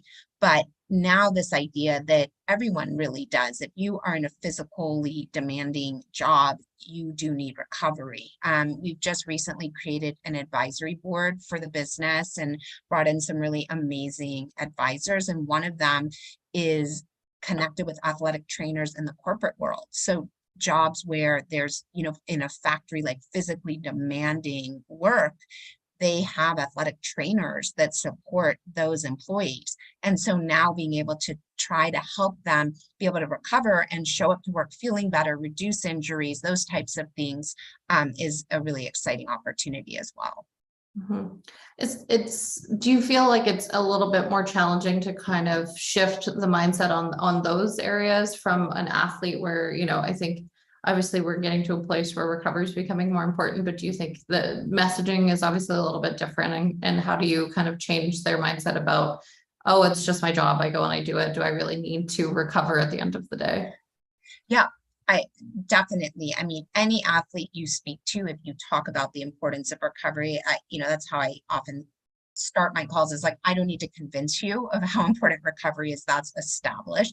Whereas 10 years ago, I think maybe we would have had to have that conversation, right? That this is important. So for us, when we initiated, we knew that there were all these different opportunities, but we started speaking directly to athletes, and specifically pro and collegiate athletes, knowing that if we didn't establish our credibility there first, we wouldn't be able to start with workers, or travelers, and then move into sports. That would have been, I think, a harder transition.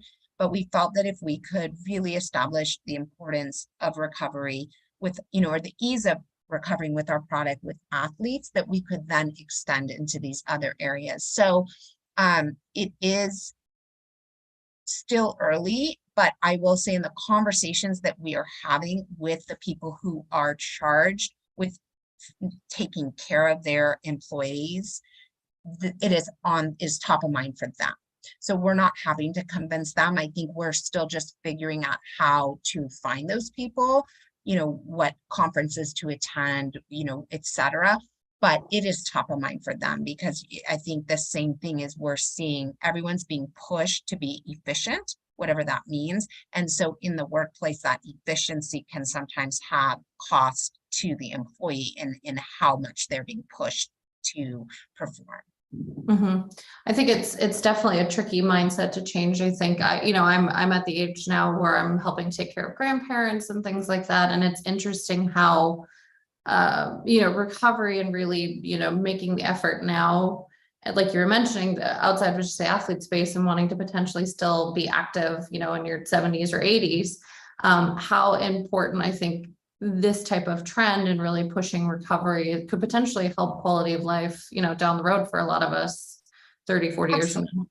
Absolutely. And I think the concept, and just because we haven't really chatted about it, is just with our product, what we do is we increase circulation so that basically your body is really healing itself, because that we are made to heal ourselves. It's just, that was my point, is it does take 72 hours to just kind of go through that process. But if we can accelerate that process and become a part of just your day-to-day, that, you know, when you travel or when you push your body, you are going to take that time to just put yourself back together.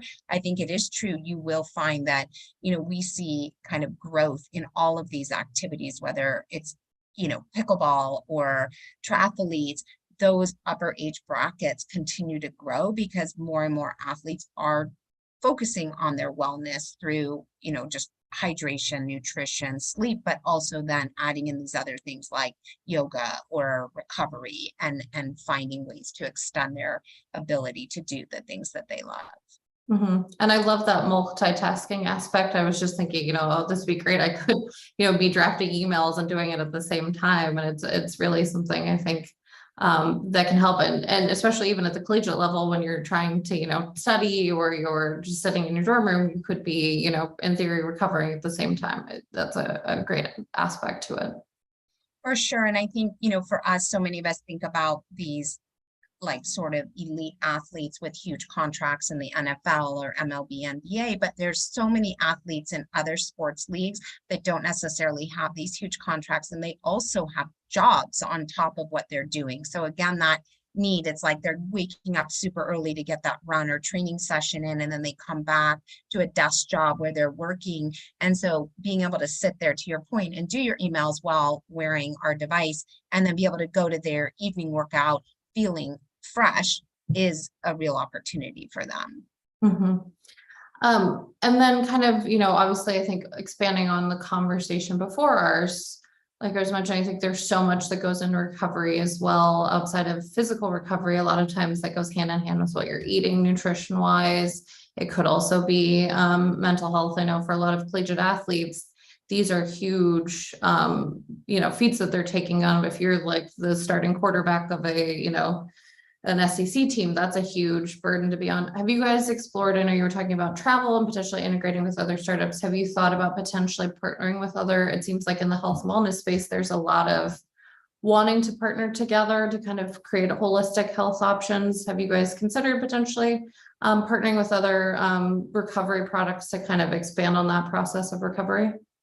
We definitely have done some partnerships, whether it's with protein drinks, or we just recently did one with a kind of company that had socks that helped, you know, avoid, you know, athletic socks that again help avoid feet injury, etc., through fit. And so it's something we're very open to. I mean, to your earlier point, yes, the quarterback in the SEC is under a ton of pressure, but these athletes, you know, it's so competitive to just get to that D1 sport, whatever the sport is. And so these athletes are feeling under tremendous pressure to perform on the field, perform in school. So, you know, I just want to acknowledge that it is something, and we would love to continue to partner with other brands in our space. We're actually just working right now with our social media manager to identify some more local in the LA area to do some local events. So that is something we're talking about right now. We also are just trying to get to, you know, the word out as broadly as possible, again, because I think if we can get athletes out of the training room so that they can go on with their day, like just getting back, that will alleviate some of the stress. But as far as finding, you know, other partners, it's something we're definitely open to. And I think as we progress, we'll continue to find those partners that are focused in the same way as us in the space. It's amazing to see, I think, how many options there are from, you know, unfortunately, it kind of seems like I wasn't in college that long ago, but it has been a bit of time now. But it's amazing to see, I think, in that period of time, you know, you really only had your trainer from your team, and, you know, you iced or did whatever, and then that was kind of it. So it's really amazing, I think, to see growth wise. And obviously, the pandemic has kind of expanded, you know, obviously timelines on what people are considering for health and wellness, but it's just amazing to see all these options that exist now for these athletes. For sure. And kids are staying, I mean, there's like this interesting thing happening in the education world, right? Because for younger kids, I think they really have lost time because of the pandemic in the classroom, et cetera. But on the sports side, these athletes are being extended. And so many of them are getting masters right now. So I feel like we're going down this very well-educated kind of athlete population, which is a really neat opportunity for them, which is a little bit of a different thing. I think everyone's so focused, which we need to be, on kind of the loss in learning, but there is this little segment that I think are actually benefiting because they're getting additional years of eligibility, and the way to do that is just to stay in school and now pursue a master's, which is pretty cool. Yeah, it's interesting. I didn't even think of it that way, because I think you're right. Everybody globbed onto, oh no, this is like your freshman year and it's 2020 and you're, being thrown into this, and everyone was just trying to figure out how do we practice safely? For Because sure. a lot of the sports are obviously extremely close contact. So there were a lot of issues there, but that's definitely, I think, a very interesting point in allowing, the additional eligibility and the longer time to kind of grow as an athlete. Yeah. So obviously, in kind of taking over this role, you've been running a number of initiatives. Has there been any specific campaign or kind of focus that you've done that you've been particularly proud of? Yeah, we have had the opportunity to work with some really high-level athletes that have, just because they love the product and want to continue to receive, do product partnerships, have worked with us. So there's a group of runners called Tin Man Elite that we've worked with them to make some really incredible YouTube content. They're doing a European series right now that we're going to work with them on. And so finding some of those longer term partnerships, we'll do a one-off, like, great, we'll send you some product and they'll do a post. But when we have the opportunity, whether it's with these high school runners or some of the collegiate athletes that we work with, where we can create these longer term partnerships that over time they can really tell how the product has helped them, right? Like, I think sometimes when you're doing a one-off, it's a little bit early, like they've used it, they feel good the next day, they're able to speak to that and it is authentic. And but when we can develop these longer term partnerships because they truly love the product, that's something that makes us really proud that they show up over and over. And the same thing with some of the collegiate teams that we're working with, in how they've wanted to work with us to communicate the benefits within their own universities, like being advocates for us within the university and extending us to other teams or even across to other universities. That word of mouth has been something that has been just a huge game changer for us, that has evolved from these long-term partnerships. I think there's two really interesting points you brought up. And I think, we've had this conversation a lot, and at Influential, we've tried to stress this, that having that authenticity and having somebody that is promoting a product that truly believes in that product is just so important. And it really extends. And it seems like, for you guys, that it's really working well because it's extending through team members or through conferences or whatnot. So it's so important to really be able to tap into people that truly believe in products.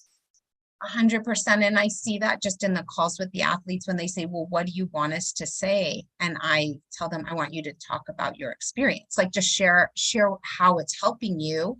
And we feel comfortable. Like, I don't have to put the words in your mouth. And I know you've worked with, and I've worked with brands where we have to be so careful because we either, it's being so tightly controlled, or we're concerned that they're going to go off into a direction that maybe is uncomfortable for the brand.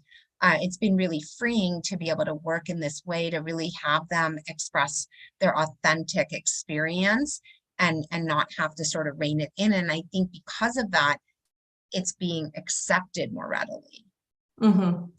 And then additionally, I think, even in the influencers that I follow on social, regardless of whether they're doing specific posts where they're talking about the product, even just having, if they were having the product on while they're watching TV and they're doing stories or something and talking about their day, audiences really key into what they're using and what they're posting about. When I'm looking at influencers, I know even though they're not doing promoted products, I know that they like X brand of coffee, because I see their content all the time.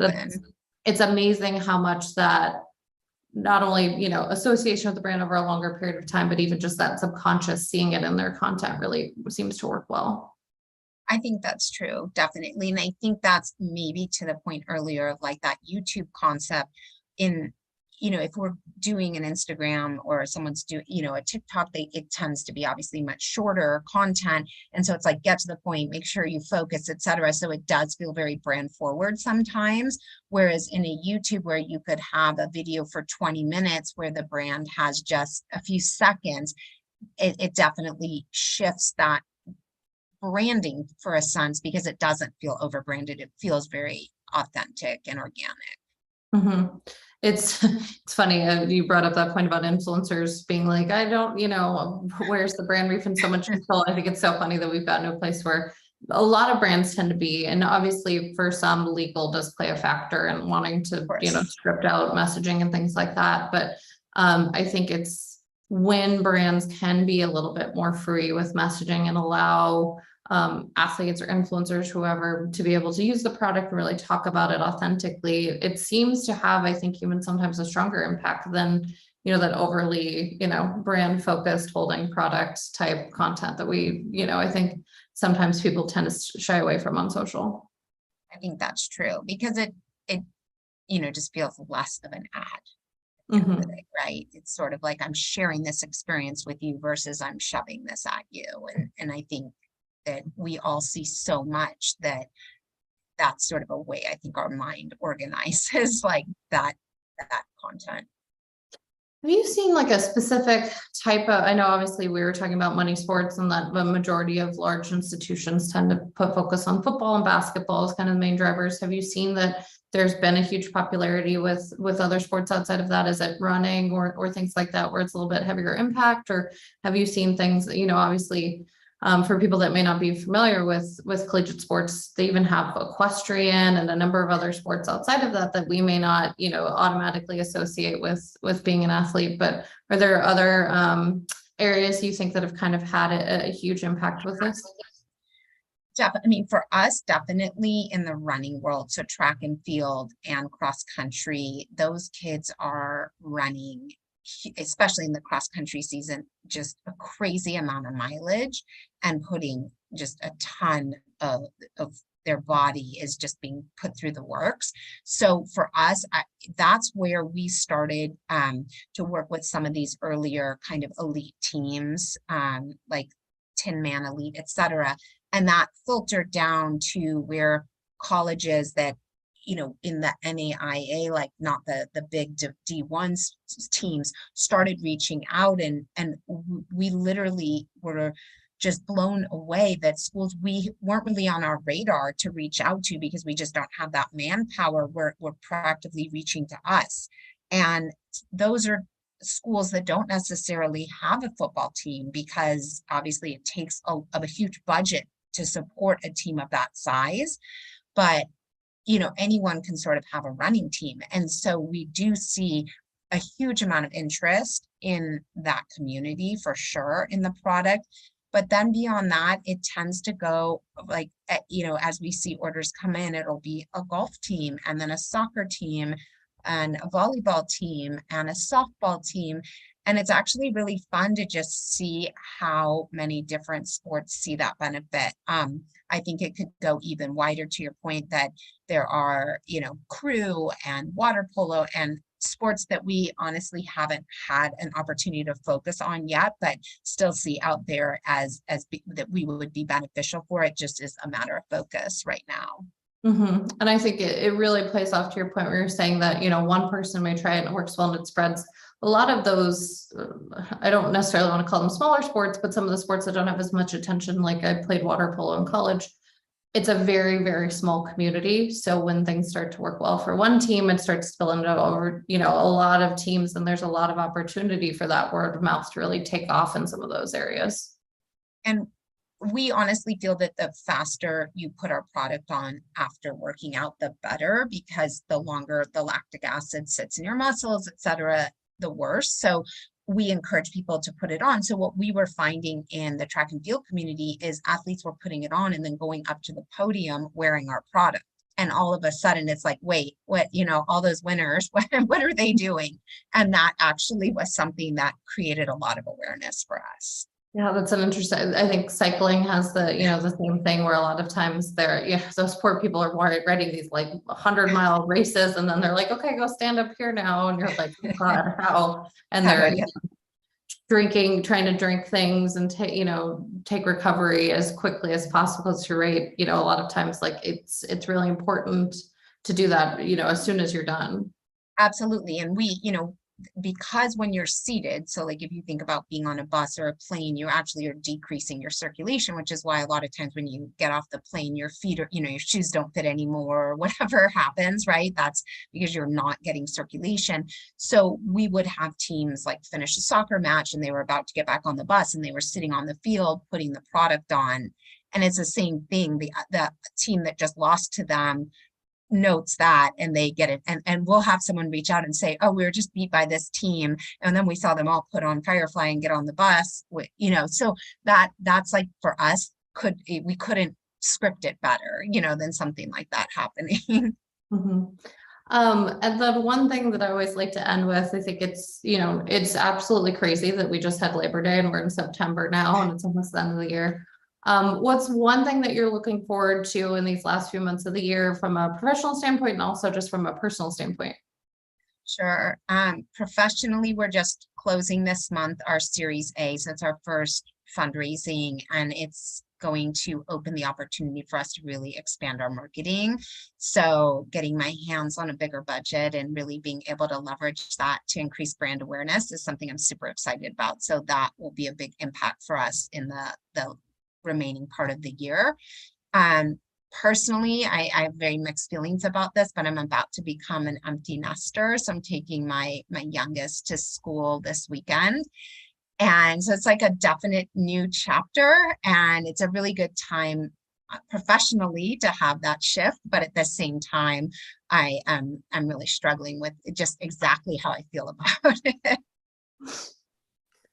Oh, you guys, that was fantastic from the personal and the professional perspectives. Thank you so much for sharing, Lauren and Courtney.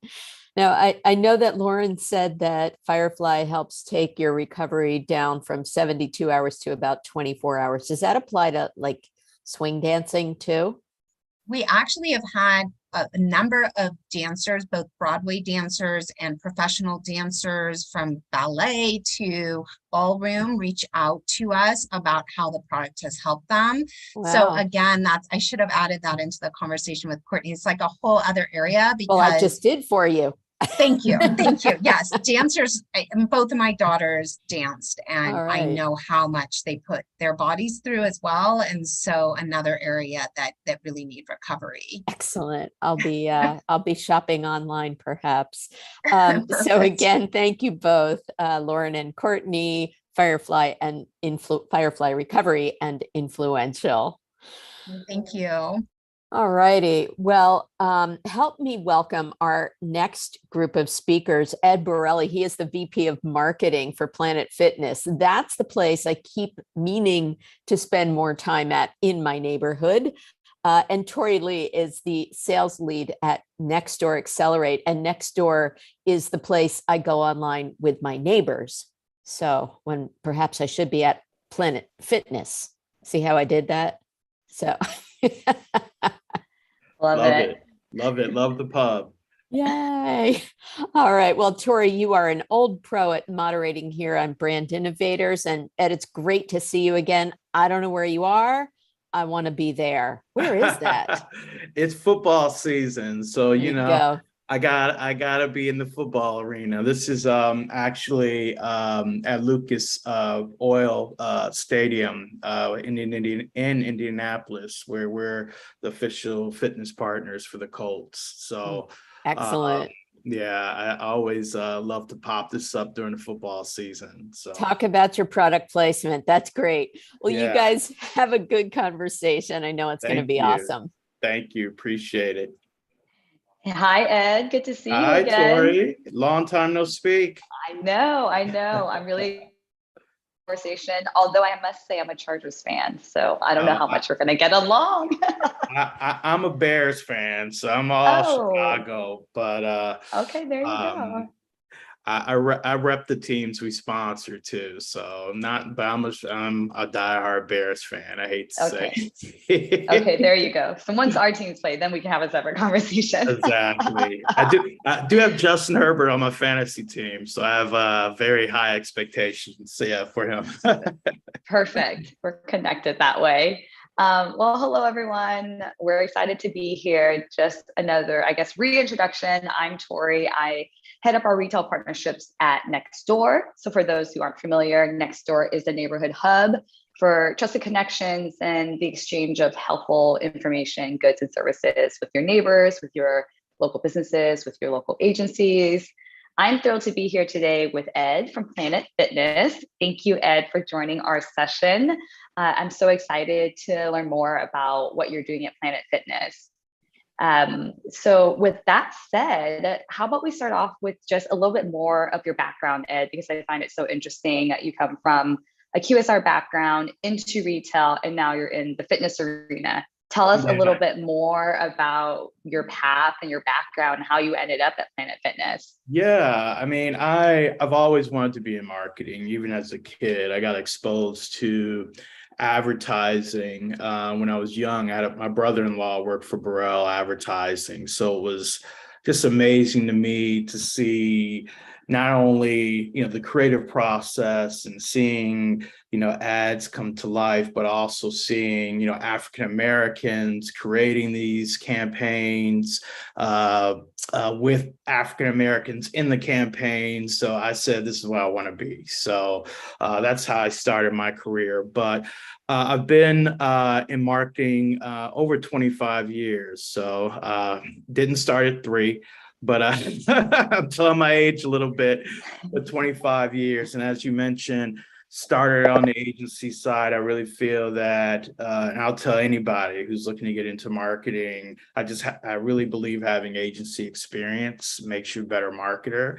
Not to say still not a great marketer if you don't, but started on the agency side, working in the QSR space, right? From McDonald's, Taco Bell, then moved over on the brand side. So I worked for Home Depot, and then I was in the fashion space for a while, fashion, sports, athletic, with Nike, with New Era, and with Levi's. And now I'm with Planet Fitness. Excited to be here, and that's how it all happened. That's my story. I love it. With it. So. I do agree what you said about an agency background. I was actually just talking to a few of my colleagues after work yesterday about this. I didn't come from an agency background, but I can only imagine the breadth of experience you get working at an agency, working at multiple accounts, or just even working deep within one account. So there's definitely something to be said there about that background. And yeah, and it goes to brand partnership, right? Mm-hmm. So you work for a brand, but then also you have to understand your agencies and your other vendor partners are your partners, and the better you can understand that and understand how they work, and how the better you can be a better brand leader. So I just think it's extremely important that you have, that type of insights. Agree. And Ed and I connected prior to this live webcast right here. And I think something that really resonated with me during our conversation is the component around accessibility with Planet Fitness. Tell us a little bit more about your goals around accessibility and why that's important to you. Yeah. I mean, for me, the biggest thing, I got to a period in my career where I didn't just want to sell things anymore. I really wanted to sell with a purpose, and health and wellness was really a big frontier for me. The thing that excited me more than anything about Planet Fitness was it was truly a challenger brand. It's disruptive to the fitness industry with a low value, a high value, low price proposition, right? So that's the first thing. So with our basic membership at $10 a month, that makes it accessible to anybody from an income standpoint, at least to most people. And then the other part is the fact that Planet Fitness had as many doors as it did, and they were going into communities that typically our competitors don't go into per se, in rural areas, in inner cities. And that to me was exciting. I mean, I grew up on the south side of Chicago, and there are a lot of gym chains that would never enter on the south side of Chicago. So so to me, that was very appealing, and why I love this brand. And then the last piece is really around, and we talked about this too, is inclusivity, right? The fact that Planet Fitness prides itself on being a judgment-free zone, and is really, open the doors to everybody and try to make the environment as less intimidating as possible, to me is phenomenal. And that's why I was really excited to start working with the brand. Yeah, I love what you are doing over there. And I think it really resonates with me, particularly because, working at Nextdoor, we're focused on building communities. Yeah. We're a hyperlocal platform. But when you're thinking about fitness, and again, from a personal standpoint, I love going to a workout class. I love being in a workout environment with other people who have the same goals as me, or even if it's something that's new to me. It's just like being a part of a community is really important as a part of your fitness goal journey as well. So it's even though Planet Fitness is a national brand and is starting to become an international brand, it really is a hyper local brand. And our marketing, we spend exponentially more on our local DMA driven and club level marketing, because your gym is part of your community, right? So we partner with, the local schools, we partner with first responders, we sign sponsorship deals with, 5K runs and AAA teams that we know are important to communities. But we really are a community-led and driven brand that's very hyper localized with its marketing efforts. Yes. And then you were telling me about the summer pass program that you have going on at Summer Fitness. Can you tell everyone else about it? Because I think it's really awesome. There was a big announcement around it yesterday.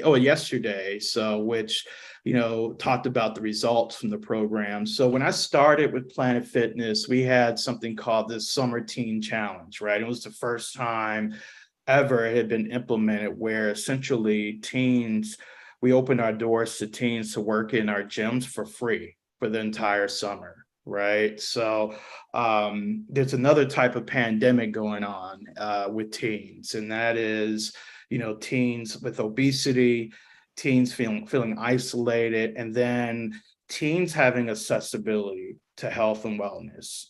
So I was ecstatic to see that our national team, our PR group brought back the Summer Teen Challenge. It's now called the High School Summer Pass.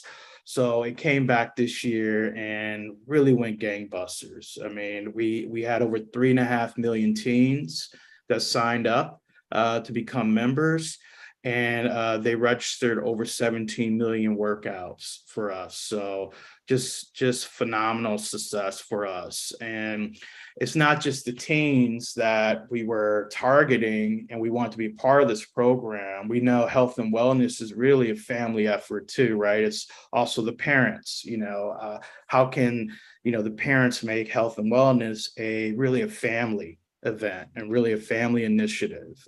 So ecstatic that we brought that back. Yeah, definitely. And I think, it's being able to give teens access to the gym and helping create a very healthy habit at such a young age, I think has impact beyond just the summer pass. And the summer is going to be something they take on with them. So really love that program you guys are doing. Yeah, I mean, we think about it too, a lot of kids, their accessibility to fitness is tied so closely to their schools, right? Mm-hmm. So when the schools are shut down during the summer, where are these kids going? And the fact that they're having most of them are having their first gym experience from a private gym standpoint. We're glad that, they're able to experience that in our doors. I mean, a lot of these kids have never had a gym membership, right? And, the fact that, we can offer millions of dollars worth of equipment, trainers, staffing, everything to these kids, it's just phenomenal. So that goes back to accessibility. Yeah, absolutely. And you touched a bit on this with the summer pass. It's just the feeling of isolation. And it kind of ties back to, now we know mental health is a huge component for a lot of consumers, people out there. How are you focusing on Planet Fitness and the messaging around fitness being more than just your body, but your mind and body too? Yeah, you're hearing a lot in our branding messaging and even our last campaign, a focus around wellness. People equate fitness to physical health, right?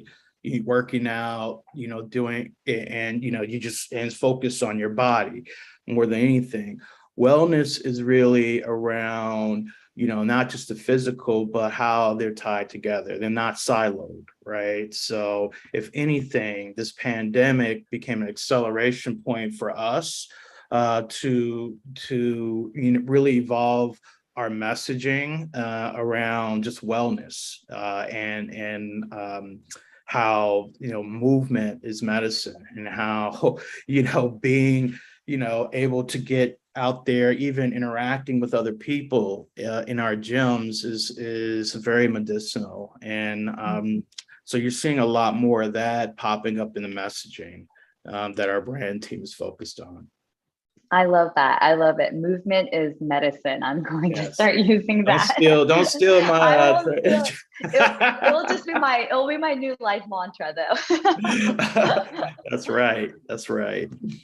Yeah, but you certainly did see that trend come up during the pandemic, and I think we also saw a lot of other things that impacted the fitness retail world when we're thinking about what the pandemic did in terms of how you engage with your members, what kind of offerings do you give them from like a physical or a virtual standpoint. But we'd love to hear more from you and all the changes and trends you've seen. One of the key things for me that I learned, coming from a retail background, is that this industry is retail. A lot of people don't think of the gym industry as being part of the retail industry, but it really is. And on the retail side, previously, brands I worked for, it was really focused on omnichannel, being omnipresent, right? So that is something that this pandemic has accelerated, with consumers. They want access to fitness 24/7, and no matter where they are, or no matter, what they're doing, they want to be able to access fitness solutions. So if anything, the pandemic has accelerated Planet Fitness to being more of an omni-channel brand, for our members, where they can work out at home through our app, or they can go into our gym locations. So it's really been a big accelerator for that. And then also just our app has just exploded in terms of people that have adopted it and have utilized it as being really the gateway to membership for us and for content. So yeah, absolutely. Accessibility comes back to different locations you're building across different neighborhoods, but also accessibility. If you can't go into one of those locations, it's accessibility at home, being able to work out when you can, and being able to provide the resources for them to have a productive workout. So absolutely. I love that.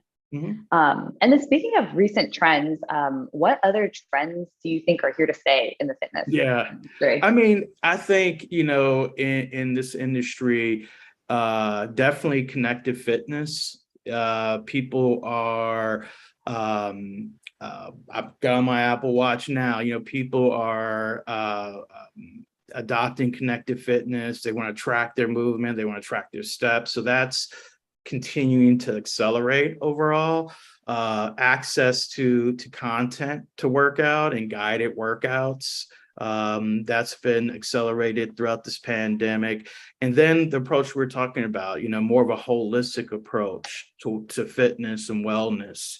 has been accelerated during this pandemic. We all experienced some dark moments, right? And that feeling of isolation, throughout this pandemic, where we couldn't see our friends, we couldn't see our family, we couldn't hug people, I mean, so it really, if anything, it put a stress and a spotlight on the fact that we have to take care of ourselves mentally just as much as we have to take care of ourselves physically.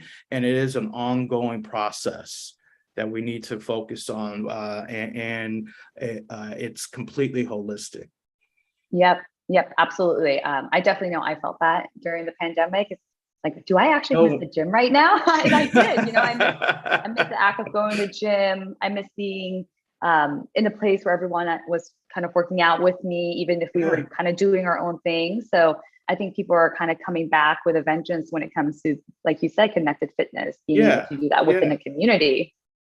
Yeah, exactly. I think the more time passes and the more we emerge from this pandemic, and hopefully we are emerging from this pandemic, people are going to be out there, hopefully working out and looking for fitness solutions more now than ever. Fitness and wellness solutions. Absolutely. And then when you're thinking about maybe challenges that you had to overcome or still have to kind of work through, what are some of those challenges you're seeing in the fitness industry? Yeah, I mean, for us, the number one barrier for us, with our consumers was intimidation, right? So people, especially people who have never had access to a gym or had a gym membership, it's very intimidating, right? To walk into this big building with all this equipment and people in there all look and sound like experts, right? When you first get there. I mean, I've worked out my entire life, and it's intimidating to walk into a new gym, and to be a part of that. So that was always the big barrier. But obviously then, you layered on it fear, right, with this pandemic. So, we're still in a pandemic. That's one. And so, the fear is a big barrier that we have to really focus on, and let people know we're doing everything possible to create a safe environment and safe, clean environment for them to work out. That's one. And that fitness and wellness is part of the solution to pandemics, right? Those are the messages that I think are going to be key for us to focus on moving forward. Yep, I agree. And I think you're thinking about the challenges from the pandemic, which are kind of lingering or is lingering, and then some of the macroeconomic environment that we're in right now too. There's a lot of those challenges as well. Have you seen that impact your marketing strategy at all, or how have you adapt? Not really from a macroeconomic standpoint. I mean, this brand has been around and actually thrives during recessions and downturns in the economy because of our value proposition. The fact that it's, our basic membership is $10 per month, right? And so if anything, we'll see people even trade down, during recessions, from some of these higher price gyms to our locations. So, our price point is incredible, especially, when you think about inflation and everything's been going up in price, but we haven't gone up in price of our $10 membership, so I think, it's a value proposition that's hard to beat. And I wouldn't say it's recession proof, but the brand has a history of doing well during recessions. Yeah, I can imagine that with the affordability of being a Planet Fitness member. Yep. And then it sounds like you guys are working on a bunch of exciting things. Can you tell us some things you're working on for 2023 to look out for Planet Fitness? Well, going back to the mental part, one thing that just launched recently, it's not in all of our clubs, are these wellness pods. They're actual pods that you can sit in. It gives you time to really meditate, and it's supposed to really give you time to, slow down and to take care of yourself mentally. So I'm excited to see those continue to roll out. I mean, they're in some of our locations already. So, and that's going back to, our holistic approach. So that's phenomenal for us right now, something in the future. But other than that, I mean, that's the only thing I could really share. Are there other exciting things that we can that are a little bit? I mean, it's, for us, it's our growth is exciting for me too. The fact that we're continuing once again to open new gyms and to go into locations where people don't have access to gyms. So that's the part that I'm really ecstatic about. And then we have some great partnerships on the horizon. I can't talk about that, but I'm ecstatic for that too. So that's awesome. Sounds like you have a lot of great things going on. And I love hearing about the breathing pods or the meditation pods. Yeah, the wellness pods. Yeah. Yes. So they're I've experienced it. I've gone to, it's pretty cool. It's pretty cool. Yeah. Just give you time to meditate and to kind of slow things down. So the fact that we're integrating that into our gym proposition, some locations, is pretty exciting. Certainly. I think it's one thing to say, mental health is just as important as physical health. But when you start putting those pods into those gyms, it's really saying, here's a space for you to go in there and really focus on just that mental health while we're focused on overall just wellness at Planet Fitness. Yeah. So I absolutely think that's a great idea. And I can't wait to go into one of those wellness pods myself. And then, with over 2,300 locations across the US, you really are a hyper-local brand. We've talked about it before. You've touched a little bit on your marketing strategy, but can you share a little bit more about how you stay a local brand, even though you do have a lot of locations? Yeah, I mean, the fact that 90% of the gyms are franchise, and we have a very strong franchise community. And a lot of these franchisees live in the communities that they serve is phenomenal. And then, like I mentioned earlier, we spend exponentially more resources on marketing at the DMA level, and then down to the club level. So our agency partners are huge, in terms of implementing that. And so we're really a hyper local brand, even though, like you said, there are, close to over 2,400 locations, and we have these huge national campaigns and our national efforts, a lot of work and exponentially more spent, focusing on really within the 5 to 8 mile radius of a club, and then at the city DMA level. So I think brands that are doing that and doing that really well is going to give them a huge advantage over brands that are focusing just on national efforts. So the QSR industry has done it for a long time. They do it really well. But there are other brands that you'll be surprised that do it. Nike, for instance, my position with Nike was focusing on retail marketing for the middle 20 states, and it eventually became Canada. So, Nike really had a GeoCity strategy that focused on key cities that they knew they had to win in order to win globally. And within those cities, they had strong teams, great resources to really, activate on a hyper local level, So I'm based here in Chicago. The central team for Nike in North America really took over the city, and was involved anywhere with high schools to professional teams to local retailers. So you don't think of a brand like Nike, you don't think of a brand like some of these other large international brands as being extremely hyper local, but that's the one frontier that when they activate that brand and they do it in the right way, in a smart way, they become unstoppable. So little plug for next door. Exactly.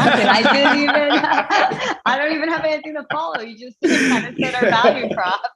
And partners like next door. Yeah, there you go. Thanks, Ed. I appreciate that.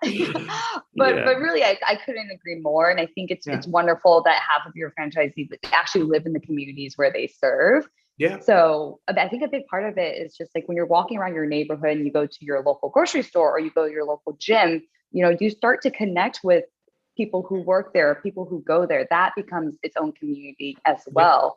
So when you have someone who actually lives in the community and is serving for the community through the franchisee, then it's great because they're a part of, your neighborhood almost. Absolutely. So it's that also allows you to be extremely close to the consumer, right? Yeah. And I always tell people, our number one resource is not, what we're looking at on our screen. Our number one resource for market intel and what's going on with our consumer are our associates and our gym staff members that interact with people every day. And I have that type of mindset on the retail side also. They know the consumer better than anybody.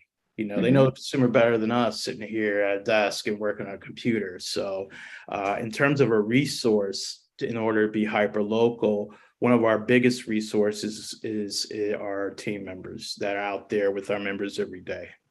I love hearing that. I think too, like people first, people who are on the floors connecting with your consumers, connecting with Planet Fitness members, they're going to be the one who's helping create that human connection, which I think is far more impactful than any marketing campaign we can run as marketers say it. Absolutely. And they have a pulse on what's happening with the competitors, right? So, this industry is very regionalized, right? So that you don't have big, huge national brands. So that McDonald's versus Burger King versus Wendy's versus Taco Bell. It's very regionalized. You have competitors that you never heard of before that can be very strong in one market, right, that are non-existent in another. So, our gym associates know these competitors really well. They know some of the tactics they're doing and leveraging to gain membership. So not just from a member marketplace understanding, but from a competitive standpoint too, they have a pulse on the competition more than anybody else. Yeah, absolutely. Yeah, they're hearing real-time feedback. They're kind of the front lines of everything. And that really helps trickle up everything to the team who can make those changes. And I think back to that local marketing piece, and I agree, and I'm not just saying this because I work at Nextdoor, but I think, localized messaging, personalized messaging that really connects to you, resonate to the information that you're going to find most useful, I think drives performance and drives kind of the messaging and brand affinity further more than any kind of national strategy. So and then the other thing is you have to have a bubble up culture too, right? McDonald's did this extremely well. A lot of the initiatives that became national initiatives, and same thing with Planet Fitness, a lot of the amenities and things that were adopted nationally started on the local level and had huge success. And brands have to take that into account and say, can we take this, adopt it, adapt it, and scale it, so it can be part of our brand's DNA nationally. So, that's another huge advantage to thinking, globally, but acting and understanding hyperlocalization. Yes, definitely. Yeah, I think if you can win in your community, if you can connect with the people in your community, that helps goes a long way when you're thinking about more of your national messaging. But even though you're a hyper local brand, is your messaging at the local level any different than the national level? Is there any kind of umbrella mission that you want to get out to market? They're brand guidelines that everybody has to follow, right? And my job isn't doing the creative. My job is taking the creative and how do we optimize our media channels and optimize our consumer experiences, utilizing the creative. So it's very important to have strong brand guidelines. That's one. And then for two, for people to adhere to them. That's always going to be a battle in any commingled structure with franchisees. But, it's very important that we follow our brand guidelines and that we have truly one voice when we're in the marketplace, no matter where we are. Now, there's certain nuances you can, that you have flexibility with, but your core messaging should always remain the same.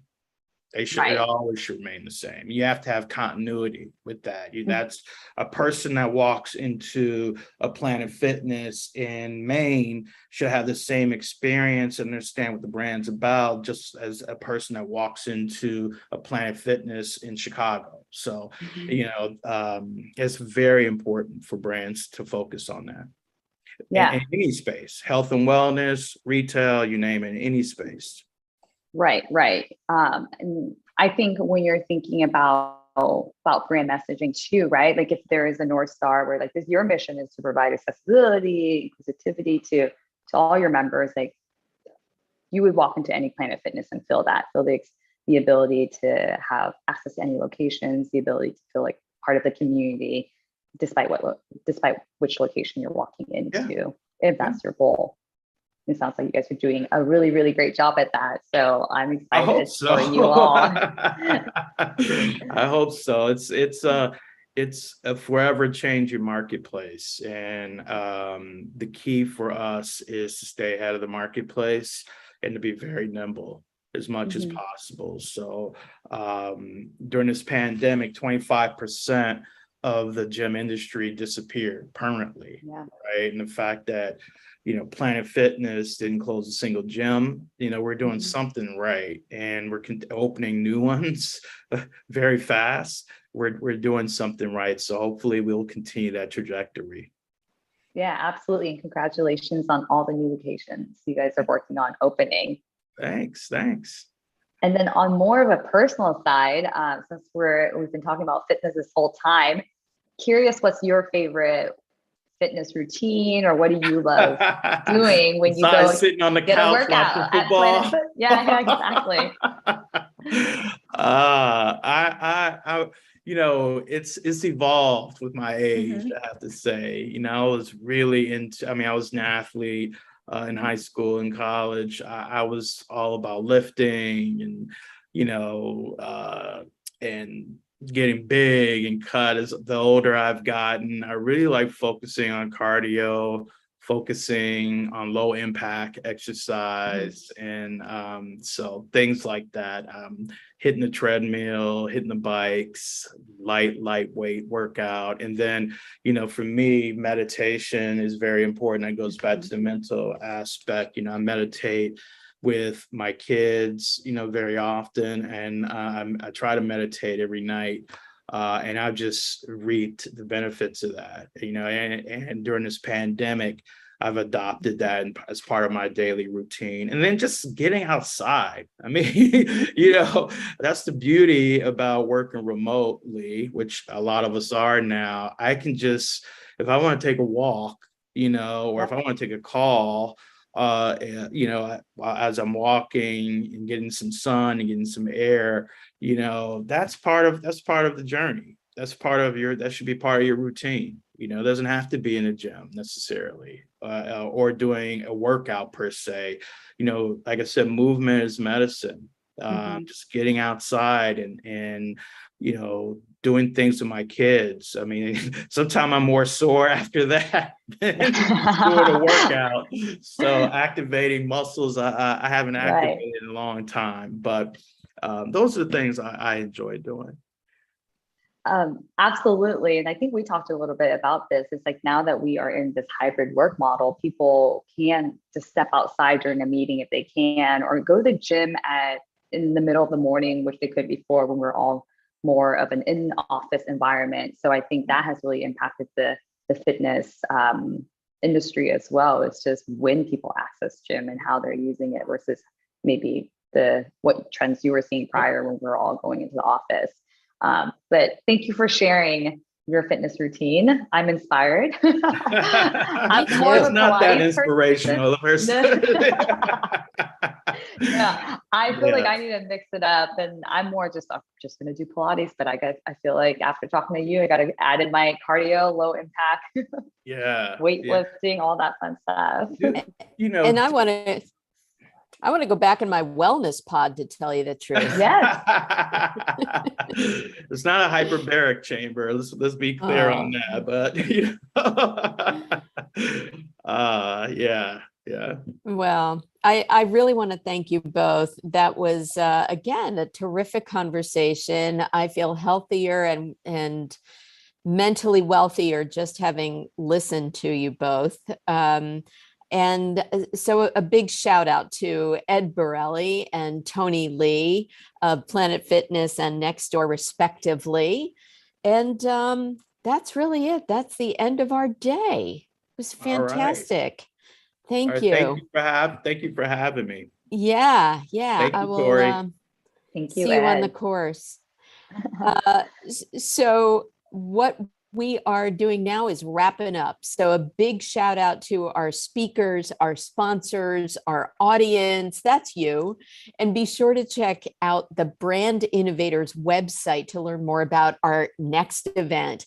And don't forget to get your nominations in for our 40 Under 40 awards. Those nominations are due by September 15th, and you're going to love who we've got in our lineup so far. So get those in. We'll look forward to seeing you at another Brand Innovators Summit. If you liked it, you can rewatch this on our YouTube channel.